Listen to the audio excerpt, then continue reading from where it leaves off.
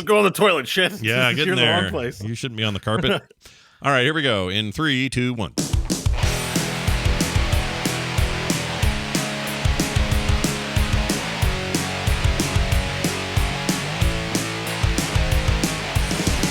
Hey, welcome back to Core. It's Core for Thursday, February 24th, 2022. I'm Scott Johnson. Bo Schwartz and John Jagger joining me today.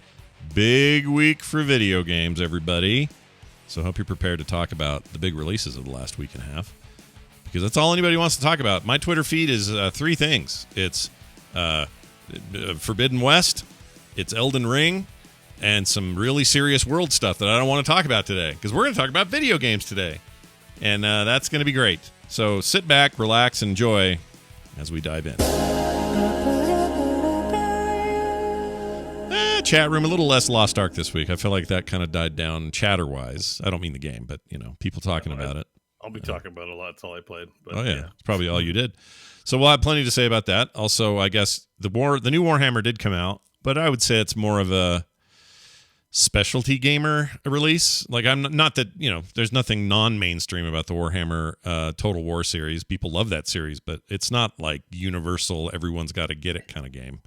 It's a reminder now for the third time how much I want to play that series, and what a barrier to entry. Oh, I got to learn how to play this is for me, because every time I see it, I'm like, oh, it looks so cool. And I think I would really like it. And look at all the stuff. Yeah. Oh, I want to play this game so bad. And then it's like, yeah, but you don't just load it and play it. No. You have to learn how to play it. There's no early skirmish. How to play it. Yeah, you don't just get in and like, oh, I'm done. I now know the ins and outs of this game. I played 2 and liked it, but it took a lot of time just to sort of learn it. And not that it's ridiculously complicated. It's a lot like Total War games are, but it has its differences. It's a very cool series. It's something I feel like I should get into and play more. I don't know. We'll have to see. I mean, that's the thing I have to admit. That's my grand confession this episode is I've never played a Total War game. Oh, man. I've played a few of them, but I've never really played them because I've never taken the time to learn them. Yeah. I always want to and never do. Yeah. I've played a little bit of them but bailed real quick. So I was like, I think it was like, which one? Total War Shogun 2. Oh, Shogun, Total War Shogun is also like a well-reviewed series. So I think I picked it up. People love that one. I think I played it for like 20 minutes, and it was definitely that learn, like, oh wait, it's pause, and I got to learn things, and maybe later, and then never went back to it. Did you feel like it just too many systems kind of thing, like just I don't know? Well, so I'm used to turn-based, or I'm used to like some sort of thing. It's very real time. Yeah, very. And it just didn't appeal to me at that moment. But I never really gave it a fair chance. But that's always been my take on Total War games like that. It's very real time, and it wasn't satisfying. Yeah, I wish it was a turn-based version of that would be a little more my speed as well, and not just because it's slowed down. I just like the tactical feel of a turn-based game more. We've talked about this a lot. I hated it when I was younger, and I love it now. When I was younger, it was all about real time. What do you mean, you slow pokes? Everything's about real time now. RTSs, baby. And we've swung way back the other way now, both as an industry, but me personally, I am way more interested in a turn-based game. And so if this was a big grand turn-based strategy game, and it would probably be one of the first things I get this week instead of the third or fourth thing. I think at that scale, right? I think I can do real-time small battles like Dragon Age, 4-on-4 or something like that. Sure. It's the thousands on thousands. I'm like, maybe another time. Yeah. Or you could be like John and play, was that thing called You Like John back in the day? I can't remember the name of it. Where you just Spider-Man? One guy goes Power out. Rangers? No, guy goes out swinging Mario. a stick and kills a ton of dudes, and this is a famous series, and people make fun of it, but everyone loves it. Oh, Larry? Dynasty Warriors. That's what I was trying to say. Yeah. So that'd be okay. A little Dynasty Warriors action. What if Total War 3 turned out to be a Dynasty Wars game and just pissed off the entire player base? Oh my gosh, the world would just be on fire. Yeah. Total War would be people's reaction to that. Yeah. I think Bo said it best. It's that game that I always go, I'll take the time to learn later, and then never do. Yeah. Because that's how I have felt about every Total War game. Like, I think the most gameplay I got out of it was I found out that if you checked the files for I think it was like the second one, you could see all the ninja kill animations. Oh yeah. And I was like, oh, those are really cool, because it was always like, someone's sleeping, a little string comes in and goes in their mouth, and then you just see poison go down the rope. Mm-hmm. I was like, oh, these animations are cool. I should learn how to play this game. Yeah. And then I just never did. Yeah. Yeah, that was that reminds me of Grosse Pointe Blank, because at one point the main character tries to kill someone that way, and then they turn their face at the last second and get a little drop of poison on their cheek. Do you remember that? I remember that. Yeah. That's what happened if you failed the ninja assassination too. Like they turn their head, get a little wake up, and then murder you. So that's how that works. Well, anyway, we're not playing that game, but I know some of you are. We hope you're enjoying it. We're going to talk about some stuff at the top of the show before we get into what's big this week. If you liked it, I have to tell you, sorry, the Bethesda launcher is leaving. That's it. We're having a funeral. It's out of here. 6 feet under, no more Bethesda launcher. Many of you probably forgot it even happened. But there was a while there where you could only get Bethesda PC games via the Bethesda launcher, and they moved a bunch of stuff off of services like Steam and other places in terms of like buying it new. Like if you'd never played Skyrim and you wanted to buy it, there was a chunk of time there where you had to do the Bethesda launcher because everybody was doing launchers and they all wanted it. And that thing sucked. It was always bad, buggy, and bad. So does this affect you as an ESO player? No, not at all. In fact, ESO is still its own. It's like Final Fantasy or anything else. It just has its own launcher. So you don't run it off Steam, or? I do. I have the Steam version, but like the Steam version of Final Fantasy and other MMOs, it just launches the launcher. But you can also go to their site and get it, and it's just the ESO launcher. So they never jammed it in there, which I see. So so their Bethesda launcher actually didn't have ESO. Or it didn't require it. I shouldn't say it didn't have it. It may have, but it never required you to do that. I think for that game, the genie was out of the bottle. Everybody was used to doing what they were doing, and they didn't want to dick with it, which I don't blame them. So here's the part of it that is interesting to me, though. So the article that you linked, which was from Eurogamer, said, beginning in April, you'll be able to migrate your library of games and outstanding wallet funds to Steam instead. And then just also noted that many games will have their saves migrated, though not all, and some may require manual transfers. Yeah. But the reason that's interesting to me is this obviously comes on the back of Microsoft acquiring them. Yeah. It would be really easy to see a world where they go, we're shutting down that launcher. Here's our game in the Xbox app or in the Microsoft store or within their ecosystem. Mm-hmm. The decision to then transfer all of that to Steam is very compelling to me. I agree. Also, I think it answers a question we keep asking on here. How much of this was Microsoft going to take and put on their own stuff?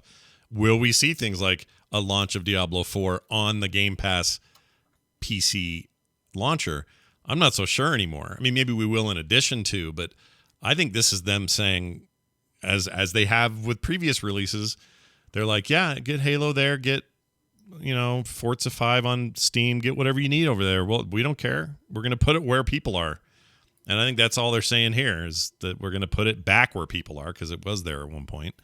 And all this Bethesda stuff probably belongs there. So it doesn't, first of all, it doesn't surprise me, but it does make me feel like this is less of a let's move it all over into our little corner here where you can only get it through our interfaces. That was the worry everybody had, and I just don't think that's happening. Yeah. It's just, it kind of backs up what they've been saying, which is the thing that everybody's like, are they real? Do they really feel this way about everything? And, moves like this kind of show, again, a lack of caring as long as you're playing the games that they're, giving to you one way or another. Yeah, one way or the other. Now, you still, obviously, if you go to Steam to buy Halo Infinite, you're paying for it, at least for now, because it's Halo Infinite, Steam doesn't have a Game Pass tie-in or anything. So if that's your preferred way to play, these are going to be games you buy at their retail price or on sale or whatever, and you're going to play it the Steam way. And I think Microsoft's thinking is we're going to want to do that. So let them do that. There's your money over there. And then for people who want to do it all through Game Pass, fine. Here it is here. And because they already are, all those games are on the Game Pass launcher. And then for those on console, same thing. Like get it where you want to get it, play where you want to play it. Like they don't care. And if you want to pay once and not do a monthly, fine. Here's your game. Have it. I like it. I do too, especially as somebody who recently got very burned by, because now I've tried it. I hadn't the last time we spoke about this, but like Torek says, as much as I didn't like the Bethesda launcher, it was better than the Xbox app / Microsoft Store. I don't know about that because I didn't really use the Bethesda. Hard disagree, but go ahead. Yeah. But I think the thing is we're used to, because I just experienced this with Comixology, where they get owned by Amazon and Amazon goes, we're going to give you a new storefront, our storefront, and they turn it into garbage.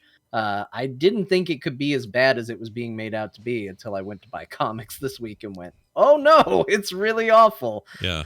It's so worse. I think that's what we're used to. We're used to companies really not caring if the user experience remains good, just whatever's easier for them. And this could be ultimately easier. I don't know, but definitely sending it in the direction of Steam is putting people on the most popular storefront instead of keeping it in-house and trying to push theirs, which, debatably is a step down. Yeah. And for people that love Steam as their main go-to, they're already happy just to hear this news. But, look at past stuff like, I guess, Destiny 2 when it migrated back to Steam. That was a big deal. Which leads us, by the way, to this question. Does Battle.net take a dump? Is that the next launcher to get smeared if this deal goes through? I mean, that's going to be a ways off, so it's hard to say. We don't have an immediate move here. But also, this is a year after the Bethesda acquisition that this move's being made, so... The timeline, definitely not. Yeah, definitely not right away. Yeah, probably not. Right. I mean, I feel like maybe not at all, because there's a certain Blizzard. They occupy a different kind of rarefied space, and whether that's been tarnished for people lately or not, the point is, like, they're the ones that could always get away with this. In fact, everybody else was just trying to copy in when it came to launchers. Bethesda was trying to do this. They weren't trying to match Steam. They were trying to match Battle.net. Battle.net was the example, and I'm not sure that there's any reason to shut that down. There may be reason. I think the way to look at this is we have a perception about Battle.net being a Blizzard launcher, but it is an Activision Blizzard launcher. Yeah. So if you forget the Blizzard games, think of the Call of Duty franchise. Yeah. For sure, that's going on Game Pass. For sure, that's on the Xbox app. Yeah. So for sure, we're gonna want it there, or Microsoft's gonna want it there. Yeah. So the one thought that's always prevailing in my mind about this Microsoft acquisition is, since Microsoft owns them all, what's the point of Activision Blizzard King? Do they break them up? First of all, Blizzard, now you're Blizzard. Activision, let's go make Call of Duty. Like, they split, they take that spaghetti, that mozzarella cheese, and split them into two chunks of mozzarella. I think if they do that, they keep the Battle.net launcher, because then that's like a boutique franchise, and it exists separately for that reason. Right. But I think I guess that's not contingent one and the other, but I can see if they did separate them, it's more likely they keep a launcher. However, there's a rationale to be like, why do we have two launchers? Yeah. Like, why? Let's get rid of, actually what they probably would do is they get rid of the Xbox app, and Battle.net becomes the entire Xbox. Like, Microsoft owns Battle.net, so Microsoft is Battle.net. So then everything ends up on Battle.net, and they're like, Xbox PC app is junk. It's Battle.net now. And the Battle.net team all of a sudden is handling all of Xbox, like, as its own team. Yeah. So that Battle.net is like a really huge IP real estate for internet stuff. Like, everyone knows Battle.net. Everyone says Battle.net. Even Blizzard couldn't kill Battle.net. Yeah, they tried. Yeah, they did. Yeah. So Battle.net will probably be the de facto Microsoft gaming platform. And then I think long term they compete with Steam. I think it's not Epic. It's Microsoft that goes after Steam market share in the long term. They could maybe, but in the short term, they need a good Xbox. The PC Xbox sucks. It's not the best. It's not the best. I don't think it's as bad as everyone says. It launches my games, which is all I needed to do. I'm not that. Yeah. Well, I mean, again, I always compare it to Steam, and like, yes, we don't use a lot of the features in Steam, but it's overall favored. Like, right, we're talking about not marketing to us specifically, but marketing overall reputationally. Yeah, I agree. And the reputation is what Microsoft and Steam are not neck and neck. 100%. Yeah, without a question. And I, who I have no problem with the launcher as it stands, I also would admit that it's not. It feels way less fleshed out, and they haven't had the time to either. So, Steam has the benefit of everyone hating it for 5 years and then loving it for a decade. I mean, think about it. Like, how Epic's having a heart, like, it's gotta, like, has really made a solid campaign to bring users into its environment. And it's, I mean, they've been successful, but they still don't have that mind share. No. But all it takes is a few wins in the Blizzard column. Yeah. Diablo 4 just blows everyone's genitals away with how good it is. Like, just kaboom! Everyone has to have Battle.net installed. Just like how everyone had to have Steam installed to play Half-Life. Then all of a sudden, they have a few wins, a good expansion, a new MMO announcement, this new survival game. Like, get rid of the harassment stuff, bury that shit, solve it, move better going forward, then have big release. They haven't had releases or announcements in a while. We know things are percolating there. Have big release. Everyone installs Battle.net. Then Microsoft goes, look at that install base. Let's sell them Flight Simulator. Like that's what's going to happen. I'm fairly certain. And I think it could actually be very successful. Time will tell. But that's my my prediction. I can kind of see it going. Like, this is genuinely, I think, a harder question than most people make it out to be, because obviously, like Bo said, why have two launchers is like kind of the obvious front position for that. But the Battle.net launcher is so ingrained into some of the games. Like, World of Warcraft actually integrates with Battle.net in a pretty big way, where to say, like, hey guys, we're getting rid of this launcher, you're putting a lot of work, I mean, some work to some degree on the dev team for World of Warcraft to get that to work, because I believe their integrated voice chat uses similar features, or there's similar DNA between their in-game stuff and out-of-game stuff. But I also think that logically, if I was Microsoft and I looked at the Battle.net launcher, it works really well. And it could be that, I never would have given the Bethesda launcher, the Ubisoft launcher, any of these other launchers much time of day, but I did with Battle.net. But like, we were using voice chat over Battle.net for games that weren't Battle.net because we liked it so much. It worked so well. And I can very easily see someone at Microsoft looking at it and going, well, wait a minute. This has game launch, game patching, voice chat, friends list. It has everything already built and designed. Let's disassociate it from being a Blizzard thing and take this product as itself and repackage it as a Xbox thing. And that becomes the portal for our games going forward. Xbox Battle.net.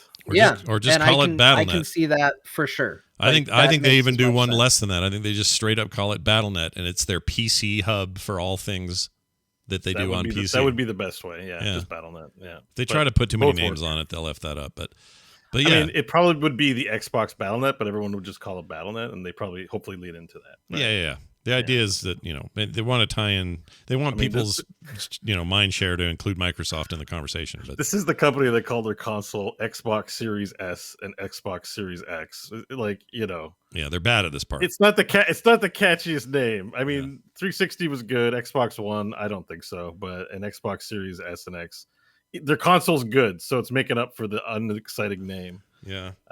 PlayStation's worse, though. They only number them. But Nintendo always has a sweet name for their consoles, right? So. That's true, usually. They have a sweet code name, and then they tell you what the real name is. I'm going to give them credit, though, for I think the Switch is a better name than the code name they were giving it. And I don't even remember what that was now. Let me find out real quick. It was... Because I remember the Dolphin. I remember what were they? Chat said them the other day. The Nintendo lawsuit coming soon. Ultra 64 was good. All right, here it is. Dolphin was Cube. Revolution was the Wii. Mm-hmm. The Switch code name. Okay, so far I like Ultra 64 better than Nintendo 64. I like the Dolphin better than the GameCube. I like GameCube's pretty good. I like the Revolution. It's pretty good, but it's good. GameCube's good. You got to give GameCube credit. It's not a bad name. I just, I was calling it the Dolphin for a long time, and I got attached to it. I like. It's not to say Dolphin isn't good. It's just I think in that competition, I'm like, both are great. That's a wash there. It's a gaming console that's a cube. Wii. That's interesting. That's That's fun. Cubes are great. The Virtual Boy was called the View for a while. Do you know that? The Virtual Boy was called what? The View. Yep. View UE. Yeah. Okay, maybe not that one. Like Red and Black, Whoopi Goldberg, and who else is on there? I forget who's on there. Whoever's on The View. I only know Whoopi Goldberg is on. Dang it! I can't find the. I can't find the Switch one. Okay, flip over your Switch. You'll find, there's a code, HAC001. All right, I don't care about that. I'm looking for code names here. They're saying NX in the. Was it NX? Oh, that's right. The NX. That was what it was called. Oh, that's right. Switch is better. Switch is NX. Come on. Yeah, and then it's the TL. You know, the Sony PF. Like, if it was just going to be the Nintendo NX, I'll give it that. But if you gave it a number and it sounded like a Star Trek Starship title, like I would be more on board with it. Yeah, like it has to be the NX something. The NX 1500. Yeah. Oh, I see. Like, okay. Yeah, but then it sounds like an AMD chip. You want to call it something that moms and dads are also going to get excited Nintendo about. Defiant. Yeah, just give them Star Trek ship names. There you go. Nintendo Enterprise. What? Yeah. Yeah, why not? It's their new email solution for large companies, Nintendo Enterprise. I love Deep Space Nintendo. Yeah, I'm in. It sounds good. I don't know. Like, Nintendo's weird, but in the end, I feel like the Switch got the biggest. Switch is a good name. Yeah, it's a good name. It's better marketing. Their logo's good. That little click sound it makes when it clicks together. And it switches. Like it also captures the primary function of the thing, which was TV and handheld. All right, you sold me, but I will just say that at best it counters the Wii U. Like its good is immediately washed level by the Wii U as a naming. I don't like the word Wii, but you can't say it isn't memorable. Yeah, Wii U, I would say, is poopier. They should have come up with that. Yeah, I'm not. But Wii overall was fine. No shade at the Wii. I'm targeting the Wii U specifically. Yeah. Unsanitizer says Nintendo of 9. Nintendo of 9. That's good.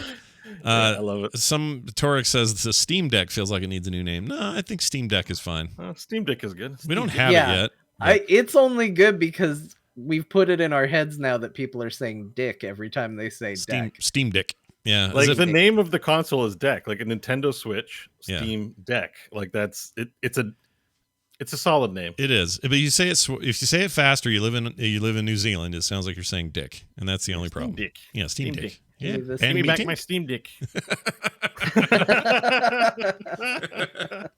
Yeah, that's exactly right. So who knows where it'll all end up, although where did we start with this story? Oh yeah, bye Bethesda launcher, you suck.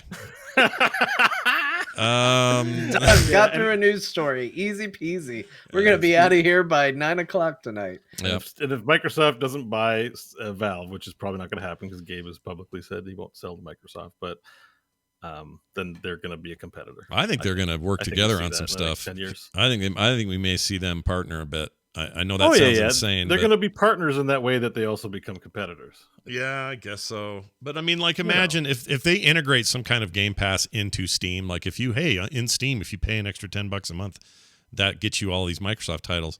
Like Game Pass, or not Game Pass, sorry. EA does this with EA Play on Steam. They have an integrated way to pay up and do that as a subscription. I think I could see that happening. If anything, that gives Steam more power because now they've got like multiple, game subscriptions going on through their thing. They get a cut of everything. Like, I don't know, that maybe Microsoft wouldn't want that. Maybe that conversation took place and they couldn't come to terms too. Could be. Like some of what we're seeing is a contingency plan and not plan A. Yeah. I think that a specific analogy that will not work for the audience I'm speaking to is Microsoft is Goku. And Steam is Vegeta. Okay. And sometimes they fight each other. Yeah. But sometimes they work together. And when they work together, it's always better. And sometimes they fuse, and that lets them fight stronger enemies. Do they ever scream real loud and go up in the air kind of high and then chaotically explode down to the ground where they fight and all that? Is that a thing they both do? Yeah, they're known for it. Okay. All right, that sounds right to me. No, I think that's a good call. I think anything that Gabe Newell does, he should have decide over a match of really bad Half-Life 1 multiplayer. That was a very bad deathmatch kind of experience. That's what he said to Phil Spencer. And beat me in Half-Life 1 beat me. multiplayer, and I'll sell you my company. Why does he sound like that? I don't know. What does he say? Does he sound like this? He sounds just like a normal guy. Yeah, that's pretty much it. I'm Gabe Newell. Beat me in Half-Life 1 if you wish to buy my company. Yeah. I've heard him talk in my headset. I've played through. Oh man, this is such a nerdy thing. I played through Half-Life 2 with the commentary on, and you hear a lot of Gabe Newell talking, and like every single commentary is like, well, here's how hyperdynamic range works, and this is da-da-da-da-da. He goes on a big technical spiel, and he's like, if you have thoughts on hyperdynamic range, email me at gaben@valve.com. Like, he gives his email address out like 18 times in the comments. Oh, yeah. I never thought of emailing. I have all these questions about it, and they never emailed. Maybe he'd respond. Mine's all about hair care, but I'm not probably going to get an answer on it. Here he is talking. Let's hear his voice. Right. What's the perception? What are gamers saying? What are their reactions? What are our partners saying? He's a nerd like the rest of us. It's great. Yeah, he just sounds like a dude. He's got a great voice. Yeah, he really does. I was gonna say, were you guys? Oh no, you wouldn't. It wouldn't have been 2013 was before we were doing any of this. But in 2013's BlizzCon, the year after they took one off, we were walking around the floor and we saw Gabe Newell playing. He was there. And he was by himself, and nobody was doing anything. And he was over there playing the Heroes of the Storm beta or whatever it was that year, where they kind of started showing it off. Oh, when it was just a StarCraft 2 mod. Yeah, they were doing like the mod marketplace. That's what it was. Part of it. Yeah, and I remember watching him do that, and I'm like, that's freaking Gabe Newell. And whoever was with me was like, I think you're right. And we were sure that was Gabe Newell. And then later, it was confirmed because some website, GameSpot or somebody, said Gabe Newell spotted playing Blizzard's new whatever the hell it is, and I think it was that year where they hadn't switched to Heroes being a real full game. They were still gonna... Yeah, I think it was probably still called Blizzard Dota at the time. Yeah, Blizzard Dota, that's right. And he was right about to launch Dota 2, I think 2014, 13? Shit, yeah, maybe that was before that. I don't remember. Yeah. But it was a big stinker, that whole thing. But he was there hanging out. I guess he was like hung out with Rob Pardo a little bit, like all the big wigs were bumping whatever, but when he was out there, he just looked like a gamer with a beard, just cranking on this game, and he was a big feller, wide berth. I just want to imagine that when he comes in to demo your game, he just goes, and then he pulls out a knife and sticks it in the table, and then he replaces that with a mouse, and then he starts playing your game. I love that idea. And he doesn't even change expression. He's not even like, it's his world. We're just living in it. Yeah, he just comes in, takes out the knife that's in his right hand, stabs it in the table, and goes, yep. All right, what's this one about? To me, I think he's the leading reason why that company never went public. I think he's just like, I don't want to do that. We're going to stay private. Yeah, I was reading that because I looked up that Microsoft bit when I was theorizing, oh, wait, maybe Microsoft would buy Valve. And it's like, he's very publicly said he's a 50% owner and he's opposed to selling. Yeah, he won't do it. Point blank. Yeah. So, yeah. But everyone retires. Yeah. So, yeah. I don't know if he still maintains control in his retirement because it's his company. He can own it till his deathbed if he so chooses. And he could easily hand that ownership straight down to his kids. To someone else who's not going to do it. But yeah. So I don't know. Imagine being one of the Newell kids. Dad, can I have Steam when you die? You mean probably going to be a Lifetime movie about that? The fight that ensued after Oh yeah, that'd be great. Like the Gucci's or whatever that thing that was. Out I want to be the new Gabe N. Like, no, you can't be the new Gabe N. I'm going to be the Gabriella N. We will settle this in a rousing game of Dota 2. Yep. That's right. I just think it'd be funny if the kid said, Dad, can I have Steam when you die? And he says, oh, you can have my login. No. I mean Steam, not your login. The entire thing, he would say. Succession Season 4 coming soon. Oh, man. I'd watch it. All right. That show's good. All right. Real quick side note. I found this while we were digging around here. The Overwatch 2 beta may arrive on Battle.net very soon, says Forbes magazine about a week ago. I was under the impression people had been playing the Overwatch 2 beta for several years now. Since they released Overwatch 1. And yeah, I wish I knew the date off the top of my head. The joke would have been better. 2016 is your year. Oh, okay. Hold on. Let me rewind. I was under the impression people had been playing the beta of Overwatch 2 since 2016. There's just I don't know the date though. Well done. Beta burn. Yeah, beta burn. Got him. Yep. Took 2 tries, but got him. Oh, we haven't done that in a while. I used to love making that sound. When we'd win in Heroes, we'd go, meh, meh, meh, meh, meh. John would do it mostly. Yeah. Anyway, we'll see if that happens or not. Square Enix says Guardians of the Galaxy's sales were disappointing. Now, my guess... I need to talk to somebody at Square Enix. Yeah. Because they say this about every game they publish. Yep. Even when it does really well, they come out and they go, well, it just wasn't... They sold like 3 million copies of that last Tomb Raider game. Yeah. And then spent weeks going, we're really disappointed with it. I'm like, what is the number now? Perform. Remember when it used to be if you had 1 million sales of anything, you were good, you were set? Yeah. And you could make sequels forever, especially in games. Did that change? Is it bigger now? Yes. And here's the thing, that Tomb Raider game, I believe, this is based on what I remember, I could be wrong, but I think it was like the best-selling Tomb Raider has ever been in the history of the franchise. Yes, that is correct. And they were like, we're just so disappointed in the sales of it. And it's an amazing game, outperformed any other game in the history of this franchise, but my God. Yeah. So reporting in November, Bloomberg says, I think this is even a Jason Schreier article. Yeah, it is. I think hang on. Somebody is asking me to buy. I just want to see. I Googled. Yeah. Yeah. The modern website interface is what you're doing. Okay. Shadow Tomb Raider sold about 4 million copies. Yeah, it's a lot. I'm trying to look up how much did Guardian sell, that information. Like, I'm sure they sold 1 million copies. Well, according to this Victoria Kennedy article, they said it had not been, or it didn't perform as well as they'd hoped. But again, I feel like it's the same story every time. And the newly released outlines from Square Enix Q3 financial briefing, they said the HD Games sub-segment launched Marvel's Guardians of the Galaxy in Q3. Despite strong reviews, the game sales on launch undershot our initial expectations. So I think that this is more investor speak, where they're like, that quarter, which included the launch window, was lower than we thought. But I'll bet that game's got a bigger tail on it. I think it sold well through the holiday. Okay, hang on. Bloomberg is saying it sold 4 million copies. Yeah, that game, Guardians. Yeah. See, when is that not a good number? They gotta deal with whoever at Square Enix is doing projections on sales, because that person is the hypest person in the universe. They're just like, oh my gosh, Guardians of the Galaxy, Marvel. How many people saw Marvel movies? Yeah. Billions. Yeah. This is gonna sell billions of copies. Like, they just got somebody there who's really a little too highly caffeinated. It's probably the same guy who's wind it back a little bit. Probably the same dude pushing NFTs over there, because their NFT announcements were the worst. Like the worst. Yeah. Like, what are they? Yeah, they're so out of touch with all that stuff. And I don't know. They're having a great time over there in their Final Fantasy building.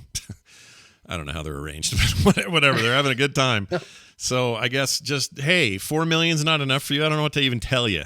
That's really good. And you sold a bunch of those bad games you made. You made that Marvel Avengers, whatever the hell it's called. The Avengers Marvel game. Avengers. Yeah. Was that all it was? You didn't need to complicate it anymore. It's Marvel Avengers. Oh, you know what I played this week? I don't know. Actually, I'm going to take back the 4 million. I don't know that it's 4 million. There's all these articles that when they talk about this, they cite Tomb Raider, and that sold 4 million copies. Oh. But Google, sometimes when you ask it a question, it decides, well, you don't need to see a web page. Let's just answer it for you. And then it gives you an answer. So it said it sold 4 million copies, and it gives you a citation, and you go to the citation and you find that Google's robot has misquoted the article it's citing. Yeah. Just stop doing it, Google. You're not good at this. They're not good at it. They're bad at it. Haven't done it very well. It's almost like they just want to get you with a headline and then keep you there because they're advertising to you. It's weird, but I think that's what maybe they're doing. But like, if I just Googled it and quickly got that information, it's wrong. It's wrong. It's completely wrong. Gotcha.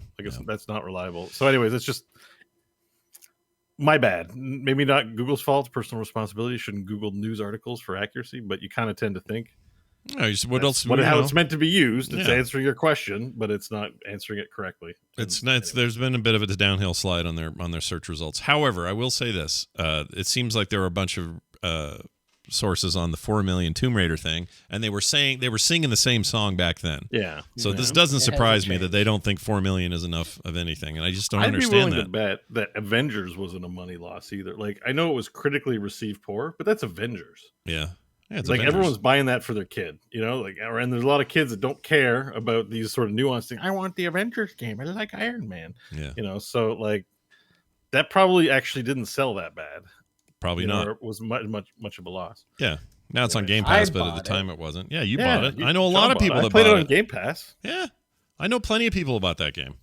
Yeah, and they were all disappointed with it, but they bought it. And the story is Guardians was like Avengers. Okay, kind of wasn't critically received well. Maybe say we could have done better. Then Guardians comes out and everyone goes, "You did better," because Square Enix was involved with Avengers, right? Like yes, I believe so. Yeah, they were. Yeah. So hey, you did better. So the public messaging should be, well, Avengers didn't do so great, but we're on the right track with Guardians. And sales I were liked okay. Avengers more than I liked Guardians, but. Yeah, but let's leave John out of this. John's got his own reasons. Point, I don't even totally disagree with John's reasons, but he's got his reasons. Avengers is probably a better game than people. It probably got short shrift because it did get part of the internet whipping boy machine. That for sure happened with that game because I played a little bit of it too, and it seemed fun. Yeah. But why are you telling investors like, sorry, you sold a game that's like, oh my god, like just capital, like you got to be able to capitalize on your successes so that maybe Guardians 2 will sell more. But if you come out the gate saying like it's disappointing, that's just a signal to be like, you're not going to make any more. Interest is going to diminish. I don't know. If they did 4 million, this is $236 million in revenue. They made plenty of money. I don't know. Everybody, whatever. Publicly owned stuff is all left because nobody thinks they make enough. We 30% of profit. Time to lay off a bunch of people and not make Deus Ex for this. Yeah. That's really why I'm mad. Because all of this, at the core of this story is Deus Ex didn't get made. Deus Ex 3 didn't get made for this disappointment. Yeah, same team. You're right. I think that's part of the reason why it's so frustrating, like you said, for them to not celebrate their success. By setting the bar too high at a point they don't clear, how do you then pitch investors on making a sequel to a game that you yourself came out and went, boy, we were disappointed by that?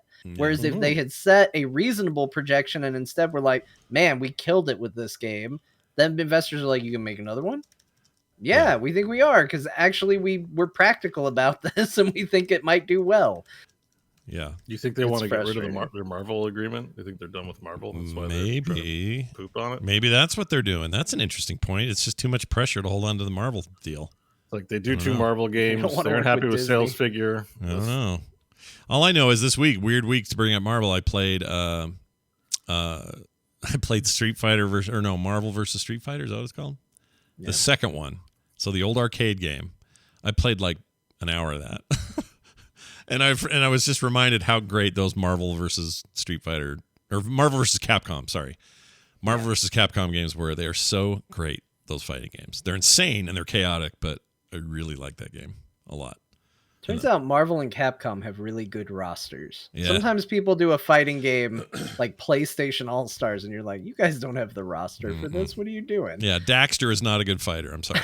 But Capcom, surprisingly, got an awesome roster of characters I get excited for, and Marvel kind of goes without saying. So that's a good game, especially on that 3 series arcade board or whatever. It's just so well animated. What a beautiful game.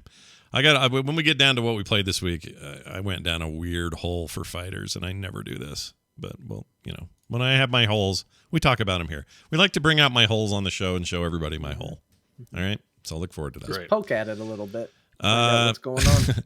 None of us have played it. Vapor rub in it.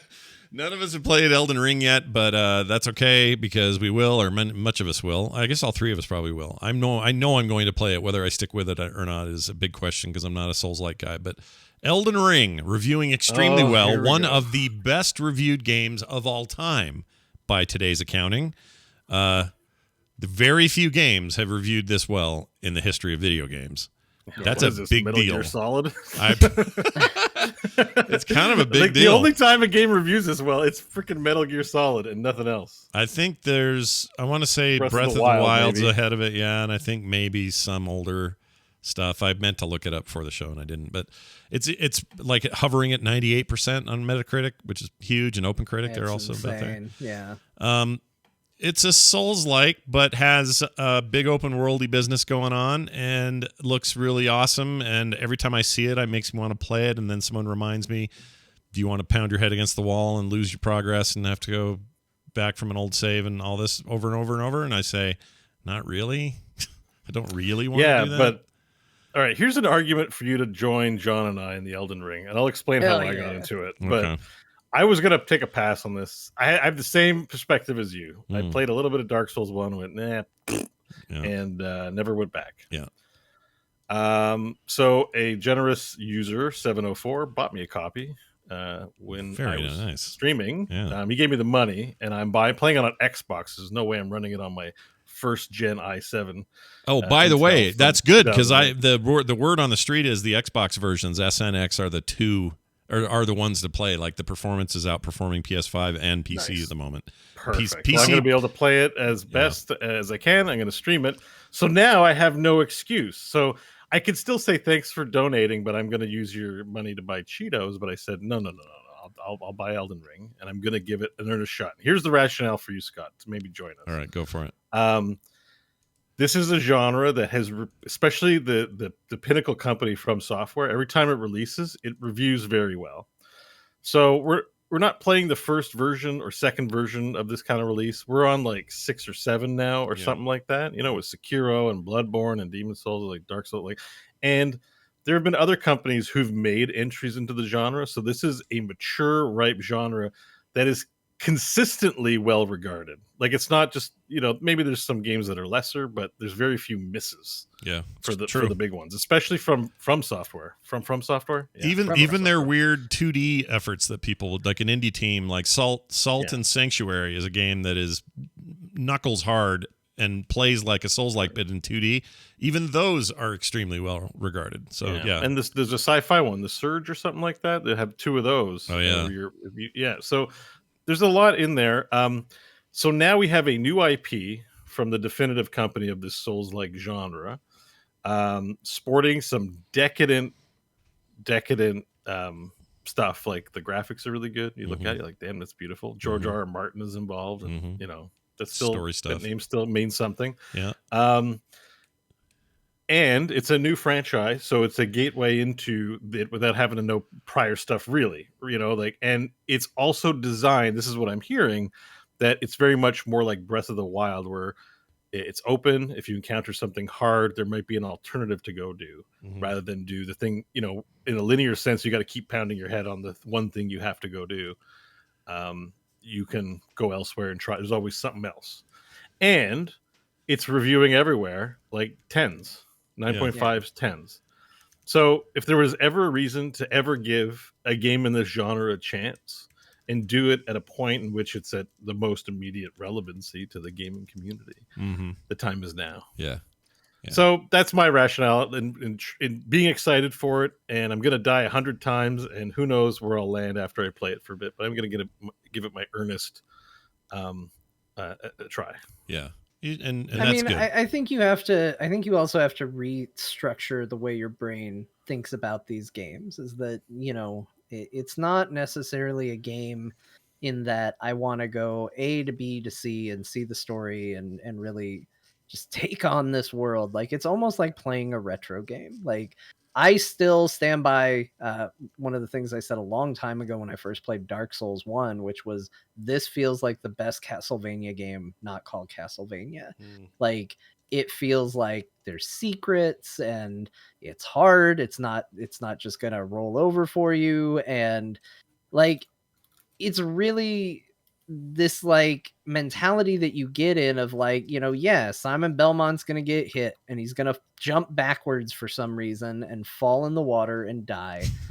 But this isn't a big narrative game. This isn't Mass Effect. Like, I'm going to restart and I'm going to see if I can do better this time and learn to live with this as like a trial to get through and challenge myself and get better. And I think the thing for me that made me a Dark Souls fan was when you do that thing where you just go, God, I hate this so much. This game's being so unfair.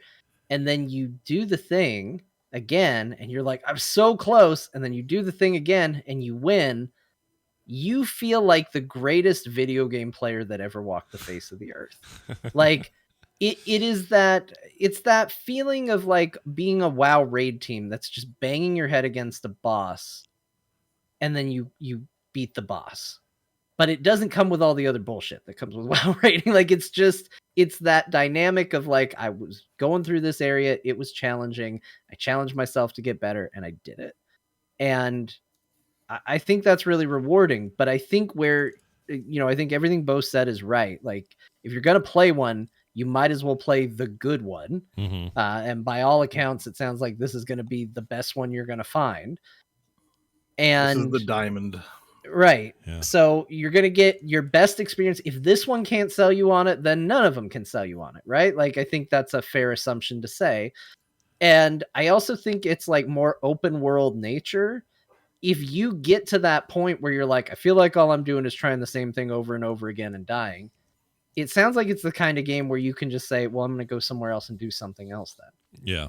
Yeah. Which is not something you could always say in Dark Souls, because even though that game wasn't always linear, there was in theory a more linear path to get through that game. Like, if you were good enough, you could go different directions at times, but in general, you went in this path. Yeah, I do like that idea a lot, and I like how it looks a lot, and I want to feel and experience this game. Here's what I'm tired of, and whether I like it or not, whether I play it or not, aside the point. My big complaint is Souls-like defenders. I don't know why they feel like they have to be defenders, just like the games you like and not the ones you don't, whatever. They get really gatekeepy with these. They get really weird with it. I had a conversation with somebody on Twitter today. I was just trying to understand where he was coming from. And I'm like, I don't understand that why, if a game only has one difficulty setting, and that difficulty setting is really hard, what would be the difference between how you'd feel about playing that or one that had that same exact default hard setting, but had lesser settings for those who just want to experience it in an easier way or don't have the time you have to dedicate to it? What does that take away from you? And he was like, you're taking away the exclusive club we're in where we don't want any of these losers. It's like this really weird, like, I said, well, you're basically telling me you want to go to a country club where only white people are allowed. No, okay. And the guy I agree, but he came back to me. I knew this was going to come up. He came back to me and sort of confirmed what I was saying. So I had to block that dude because he was insane. The point is, yeah, go ahead. Sorry, make your point. No, you go ahead. Go ahead. Continue. I want to hear. Because I knew this was going to come up. Yeah. And because I see a lot of, when a game like this releases, when this subject comes up, everyone's like, difficulty. And in my head, I'm like, all I can think of are games that have difficulty sliders. Like Deus Ex has them, Doom Eternal has them, Divinity has them. Like, pretty much almost every game has them. So, like, it's like when these conversations come up, I'm like, what are we really talking about here? Everyone's like kind of talking like there isn't accommodation for easy difficulty. And I'm like, I would be willing to bet the majority of games have difficulty selections. That's 100% true. Most of them do. I think Sekiro was the one that didn't. But like a game like everyone talks about it. Yeah, I mean, but some games don't. But it's not very much. And I just think these people that are talking in this way, like are troubled people to begin with. Have a shitty worldview to begin with because they probably, I don't know, are anti-woke or something, and then it sounds like wokeness. So then it's an excuse for them to just say dumb stuff about that, and it's got nothing to do with anything. I think the way to view this is, there are different kinds of puzzles in the world, let's say, and some are easy puzzles and some are difficult puzzles. And I think what From Software has just said is that we are making a puzzle that requires, mechanic, like in a certain sphere, and this is the product we're offering. And I think it's up to people to be like, hey, maybe make an easier puzzle. And then if the company says no, this is our vision, it's a difficult puzzle, then fine. It gives value. Yeah. We feel it diminishes the value of our product by offering an easy version.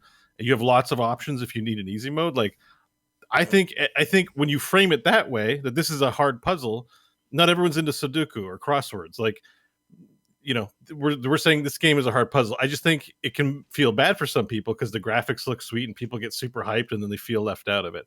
Mm-hmm. But, you can watch someone play in this day and age. And, there was times where you might watch someone play a harder game. But here's my it's okay. Let me add to this. I just think the shitty people are framing it in a bad way that makes it undesirable. That I don't think is what From Software is trying. No, I don't think it's them at all. I don't think it's From Software's fault at all. Anytime it's not their fault. It's not their fault.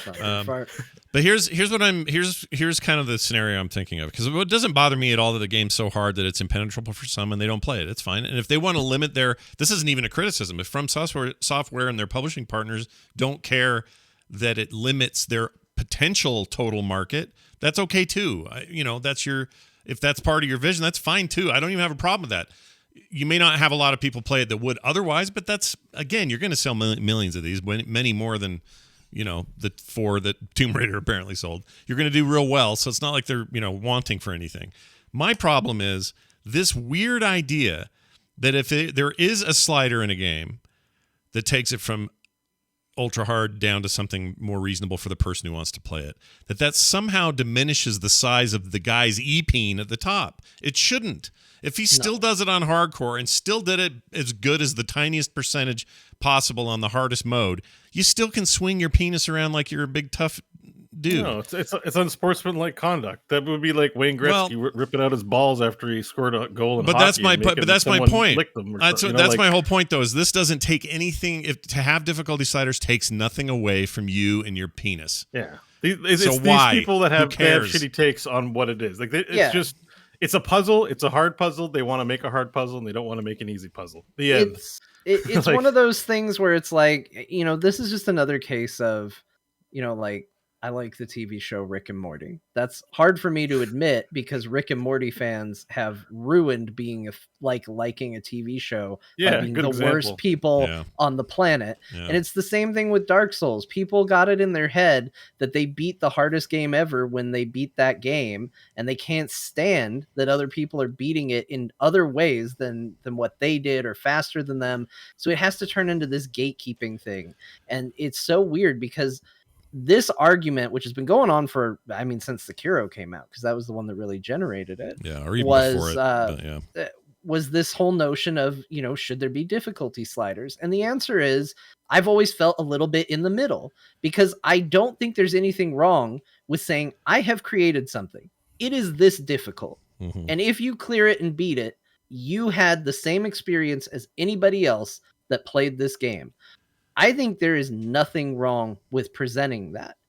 I don't think everything has to be for everyone, but I think then taking that argument and framing it as you can't put easy modes in this game because it hurts what I've accomplished is the worst defense of that in the world. I agree. I hate that so much. I agree. So it's this weird thing where I both understand it, but I also hate it at the same time. I understand it, but I don't respect it. Like, I guess what I'm saying, this guy today told me people hold this sacred. And I said, if you are talking about a video game and the word freaking sacred, unless it's the video game called Sacred, I don't want to talk to you. Because it's a video game. Dude, my life is buried in video games. Everything about me is game related, I swear. I love video games. They're amazing. That's a huge part of my life. I'm not going to call them sacred. That's weird, okay? No, it's just a little too far out there. Now, when people get hyperbolic, they're going to do their thing. They're going to say what they're going to say. But my big takeaway with this conversation with this guy was, if he was in the NFL, he would be pissed that in Little League, kids have a no-tackle rule. He'd be mad about that. Even though it affects him not at all. He can still play his man's game. He can still be the best in the league. He can still score every touchdown and do it with 2 broken legs and a missing eye and be the greatest player of all time if he wants to be. And just because a kid didn't have to tackle when he was 12 doesn't diminish you and your E-peen. Yeah, so here's what happened. Like, I guess if the primary reason why that you're not going to give this game a try is because of that, then that's bullying. Like, and I know you probably feel like I wasn't bullied, but like someone is bullying. He was someone is saying like, no sissies here, and stop bringing your sissy shit to our yard. Yeah. And you're like, well, I don't want to play this because there's bullies that play this. Like, screw this, know. And I mean, they're wrong. Like could not agree more.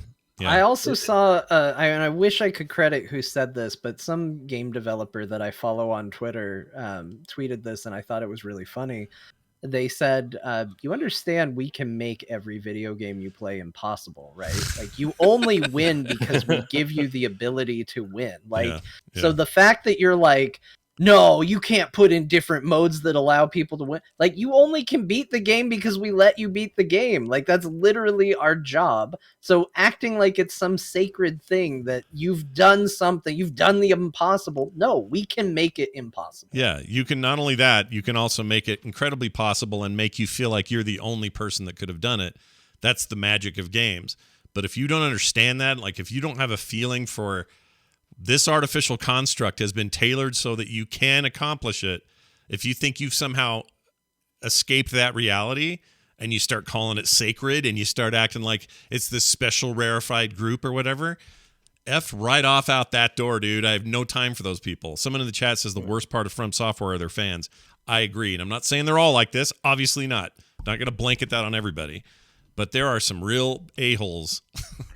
Anyways, they're not that good. Like, every time you think you're good at a video game, someone does a no-hit, no-death run in 2 hours and has clearly demonstrated superiority over, like, you know, like yes, it's a hard challenge, but at the same time, you know, if EPing is what matters, just finishing Dark Souls doesn't make you that special. I guess it's kind of what John was saying. There's some, like, but also the other aspect is someone will, you know, no-hit do the game in 3 hours with like 2 items or whatever, like no HP upgrades, and then you're like, well, I suck at this game. So, like, you know, people also make their own difficulty in games, I guess is what I'm saying. So if your EP is really that big, like, why are you telling other people that they can't hold that opinion and not also try to do a 2-hour no-hit run? And you'd be like, well, I have a life. Well, I'm like, you still suck. Your peen's not that big. Yeah, their peen, you know, is like, smaller than it's that like peen.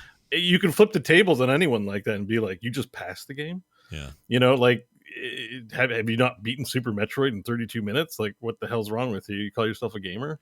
Like, you don't need difficulty sliders to have this argument. Like, people, the gaming community makes their own difficulties out of very easy games even all the time. So it's a pointless argument. This is Twitter brain. It's Twitter brain. Yeah, a little bit. Like, and it turns into a snake eating its own tail anyway, because even those exclusive club members are like, oh, you beat it? Yeah, I beat it.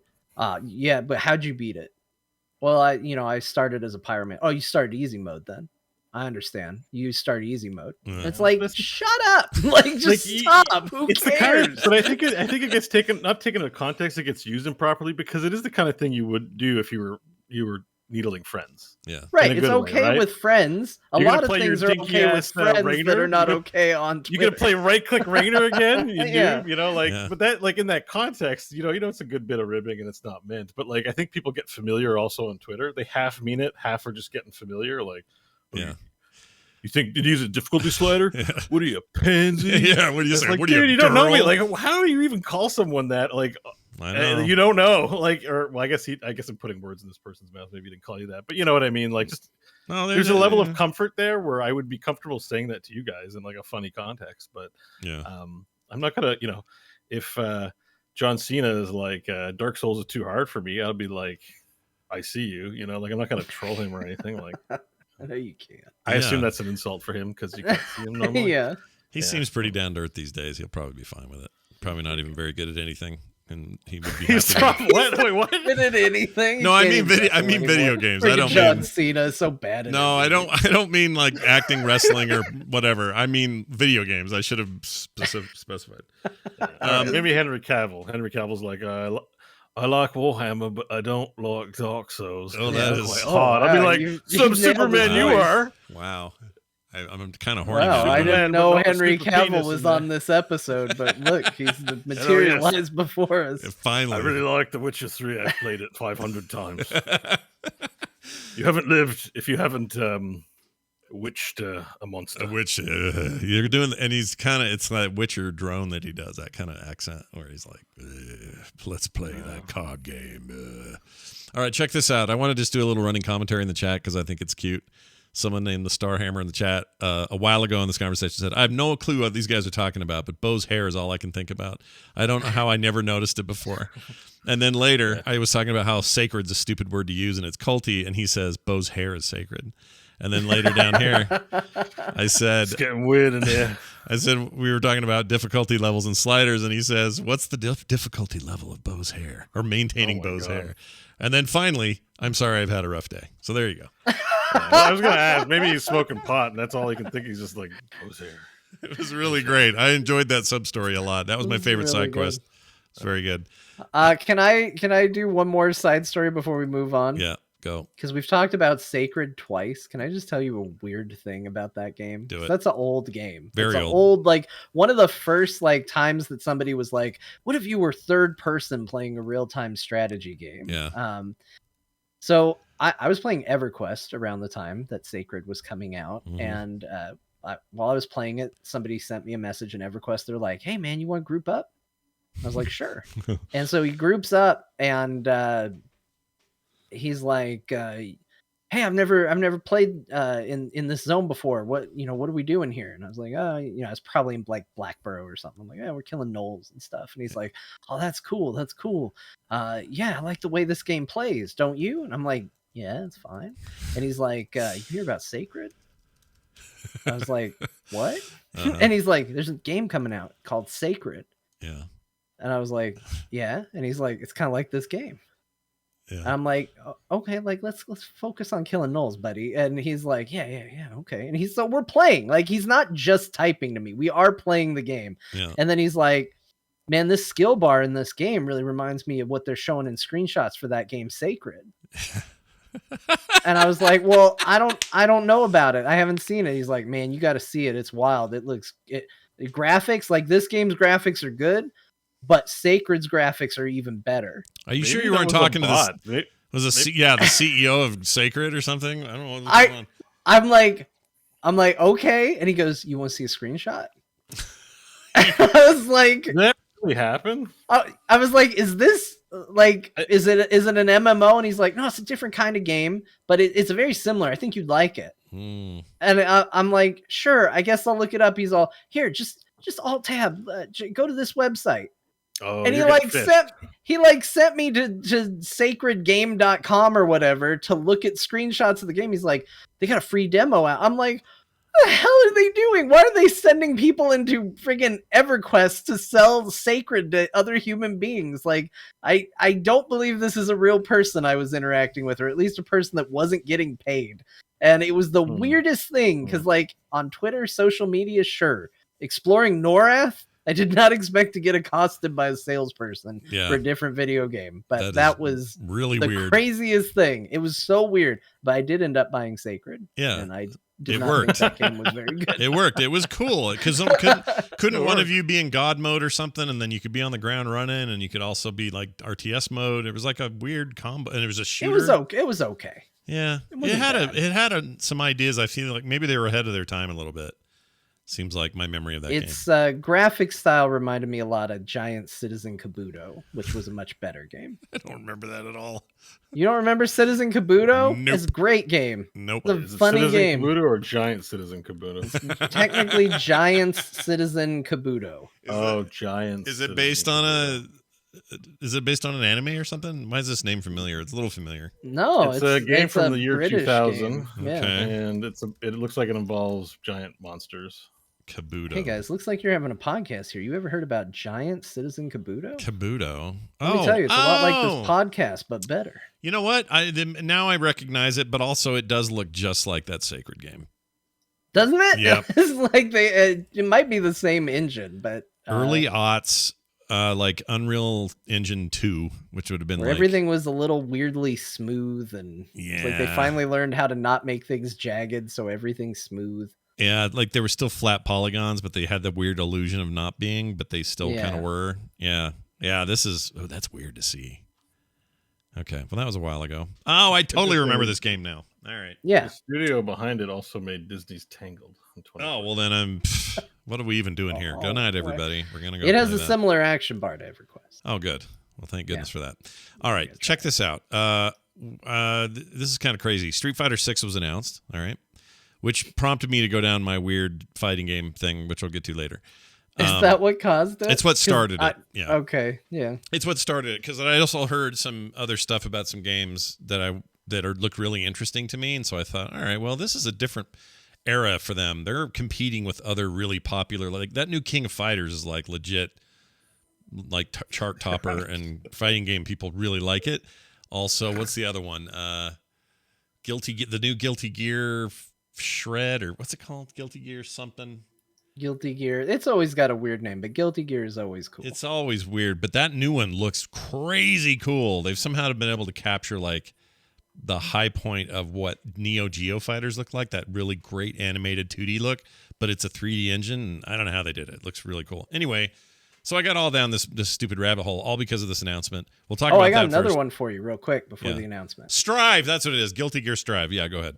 Dragon Ball FighterZ is on Game Pass now, Scott. You don't have an excuse. It's time to try Dragon Ball FighterZ. Shit. Which is legitimately actually a very good game. I've heard this. Will I like it, though, do you think? I mean, I like fighting games, even if they're really You probably anime. won't dig the story very much. The story's not very good, but like the fighting game in it is really good. So, all right, I will. You know what? If it's on Game Pass, no point in not trying it. I'll try it. It's on Game Pass. So Street Fighter 6 was announced, and it got weird. Very quickly. I'm looking at it now. Yeah. I know what part Bo's on. Yeah, we know. Hold on, we'll get to that part later. We got to start with the. Yeah, we got to start with what the trailer is and what the logo is, and then we can talk about Ryu's dick. Yeah. So, all right. So the main controversy is the logo. It looks like an $80 stock logo from Adobe.com. Yeah. Like literally, there's one up there for $80 that you can buy, modify, and that SF inside of a polygon, enclosure with a little 6 next to it. It is ridiculously close. Now, some people have gone in and done a full trace on it, and it's not exactly the same, but it's impossible that this wasn't either what they started with. They, I don't know, screen capped it, traced it, and then made some modifications. They're Capcom. I don't know why they just didn't buy it, but whatever. It's totally a stock logo that they use. There's 100% no question in my mind. Having dealt with that industry for long enough and I understand how this stuff works, there's no way. So that was number one. Whatever. So that person's in trouble. Whoever made it and whoever approved of it is getting talked to probably. Yes. Right? This is a big gaffe. I'm sure they thought it was fine. Yeah, at the time. It's not going to be the final logo, right? I mean, I think it is, but maybe now. not now. It won't be now. But. Yeah, now someone's back to the drawing board for sure. But I think prior to this, they were going to be happy with it. Then there's this other thing where people think they can see Ryu's wiener in his pants, which I 100% see it. I see it. Yeah, it's there. It's there. He's got a wiener. You can see it. There's no denying it. It's there. So Ryu has a big ween. I don't know. I mean, it's great. I'm not mad about this. It's fine. I'm not opposed to its existence. I just think you can't put that in your trailer and make a big deal out of it and not have the core podcast talk about it. The other guy doesn't have much of a ween. No. He's missing a wiener. I'm looking at the other guy, and I see like there's definitely something there. There's a package in there, but like it's a tiny little package. It's a smaller package. Well, as we've learned, Ryu plays the Souls games, and they're only on hard, and this other guy plays weenie games with sliders for difficulty. I think the thing about Ryu's wiener is that this isn't on hard. So and no, you're right. This is on smooth mode. Yeah. As it was said was so perfectly by Clayface. My phallus is not erect. No, it's not erect. That's right. His isn't either. Also, I would say that like Ryu's looking pretty swole too. Like he looks like the he's old Kylo Ren meme in this. Oh yeah. That's swole. That's he's a little super too wide. Yeah, because his body's just super wide. Like I've seen. Oh, whoops! That's not supposed to make sound. I've seen some memes regarding that where somebody's got Kylo Ren in a room with a big wide chest, and they're like, trying out for Street Fighter or some joke like that. But he's older, right? Isn't the idea he's old here? He's like I mean, it's the bearded Ryu, which we saw from the last game. That was that was a thing. People, were really into it. I'm gonna just be honest. I don't think this trailer is very good. It didn't look good. They're still doing the weird paint splash business around all their moves. Yeah. Like, I mean, But it's a beloved franchise. It got Scott to go play a bunch of fighting games. So I think maybe that just says I'm not the target audience. But I didn't think the trailer looked good at all. No, it doesn't. And you're not wrong to say that. This is a teaser, right? This is just to let people know it's coming. Like it's to let people know that they've spent $80 on a logo and are definitely thinking about Ryu's penis. It's up for pre-order? Yes, you can pre-order it now. That changes things. 5 was not beloved mainly for their netcode problems. Multiplayer online was a real problem for that game, and it took them forever to get there. I think their current championship edition is fine. I have that one, which is what I played, and I had no problem with online matches. Street Fighter is awesome, and I think the newer games are cool. 4 was really good. 3 is probably my favorite, but they were still 2D, and I don't know, there's something about that old hyper-animated 2D art in those games. I love that stuff. Yeah. 2 I can barely look at anymore, even though I know it's the GOAT, but it's just so of its time. It's weird to go back to. It doesn't look the way you think it looks. No. I mean, at the time, it was awesome, but, whatever. I played Darkstalkers 2 as well, Tondragosa. Anyway, here's the deal with this overall. I think it's going to be good for them to do a little bit of a reboot. They actually have some competition right now with those other games I mentioned, and I think Guilty Gear is like that Strive game looks like a serious contender. I think I don't think it's out yet though. It's coming out soon. And that King of Fighters 16 or whatever it is, it's apparently the darling of Evo and everybody who does competitive fighting right now. They're super into that game. So we'll see what happens there. I'll tell you about my deep dive into it in a minute. But now you can all go to sleep knowing that Ryu has a big penis. Finally, Walton Goggins signs on to the Fallout series. That TV show's getting Walton Goggins, everybody. Probably not his Gemstones character or anything like that. Probably something closer to Justified or who knows what. But everything is better with Walton Goggins in it. I tend to agree. It doesn't always make it good. He doesn't make everything he's in perfect or anything, but everything is better for having him. He is either playing, according to the leak, he's either playing a character named Ghoul or he is a ghoul of some sort. I support either one of these. Yeah. And there is a character in the game called Walton Ghoul in New Vegas, I think. Oh, really? Let's see. Oh, really? Yeah, look at that link. It actually says below the photo, Walton Ghoul. So it is Walton. Yeah, so I read this right. I'm looking. He's definitely playing a mutant, right? Oh, you got to, right? Why would you have him be normal? You're getting Walton Goggins. Let him be a little weird. Yeah, like he's a good one to do your weird character with. He's really great. He's a great actor, and I mean, I loved him on The Shield all the way back then. I love The Shield. Oh my gosh. Was it The Shield? He was on Sons of Anarchy too. Yep. Oh yeah, he was on Shield, of course. He was like a main character. Yeah, he was Shane. Character named Shane. He was really good. Yeah. He was, Justified is amazing, but Justified is, you could argue Justified wouldn't be lesser than it is without him. Yeah. No, it's an important part. He always has something cool he does every season. Yeah, loved him. Like the cigarette bomb. Yeah, it was great. So who knows what this is, but that show's moving ahead. It's happening. It's the Amazon Prime's paying for it. I think their big test is this summer when we find out if that Rings of Power is good.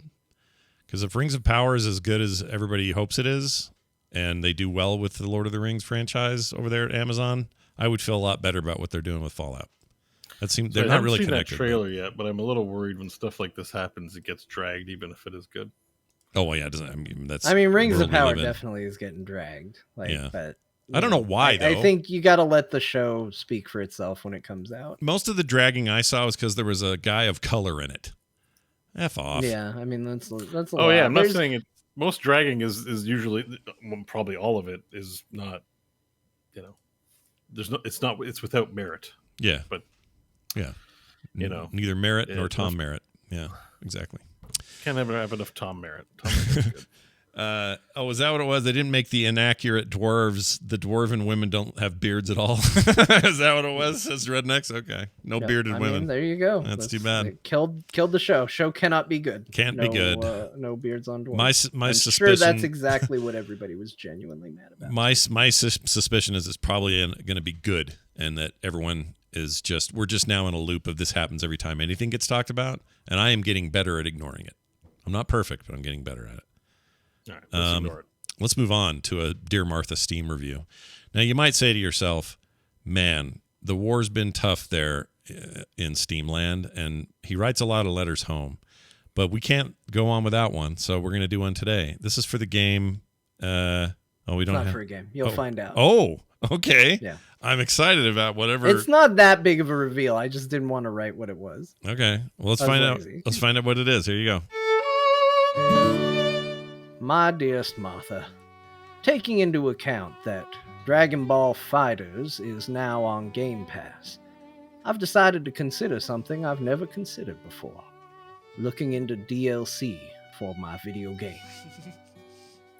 Looking on Steam today, Martha, I found that they have added a new FighterZ to Dragon Ball FighterZ.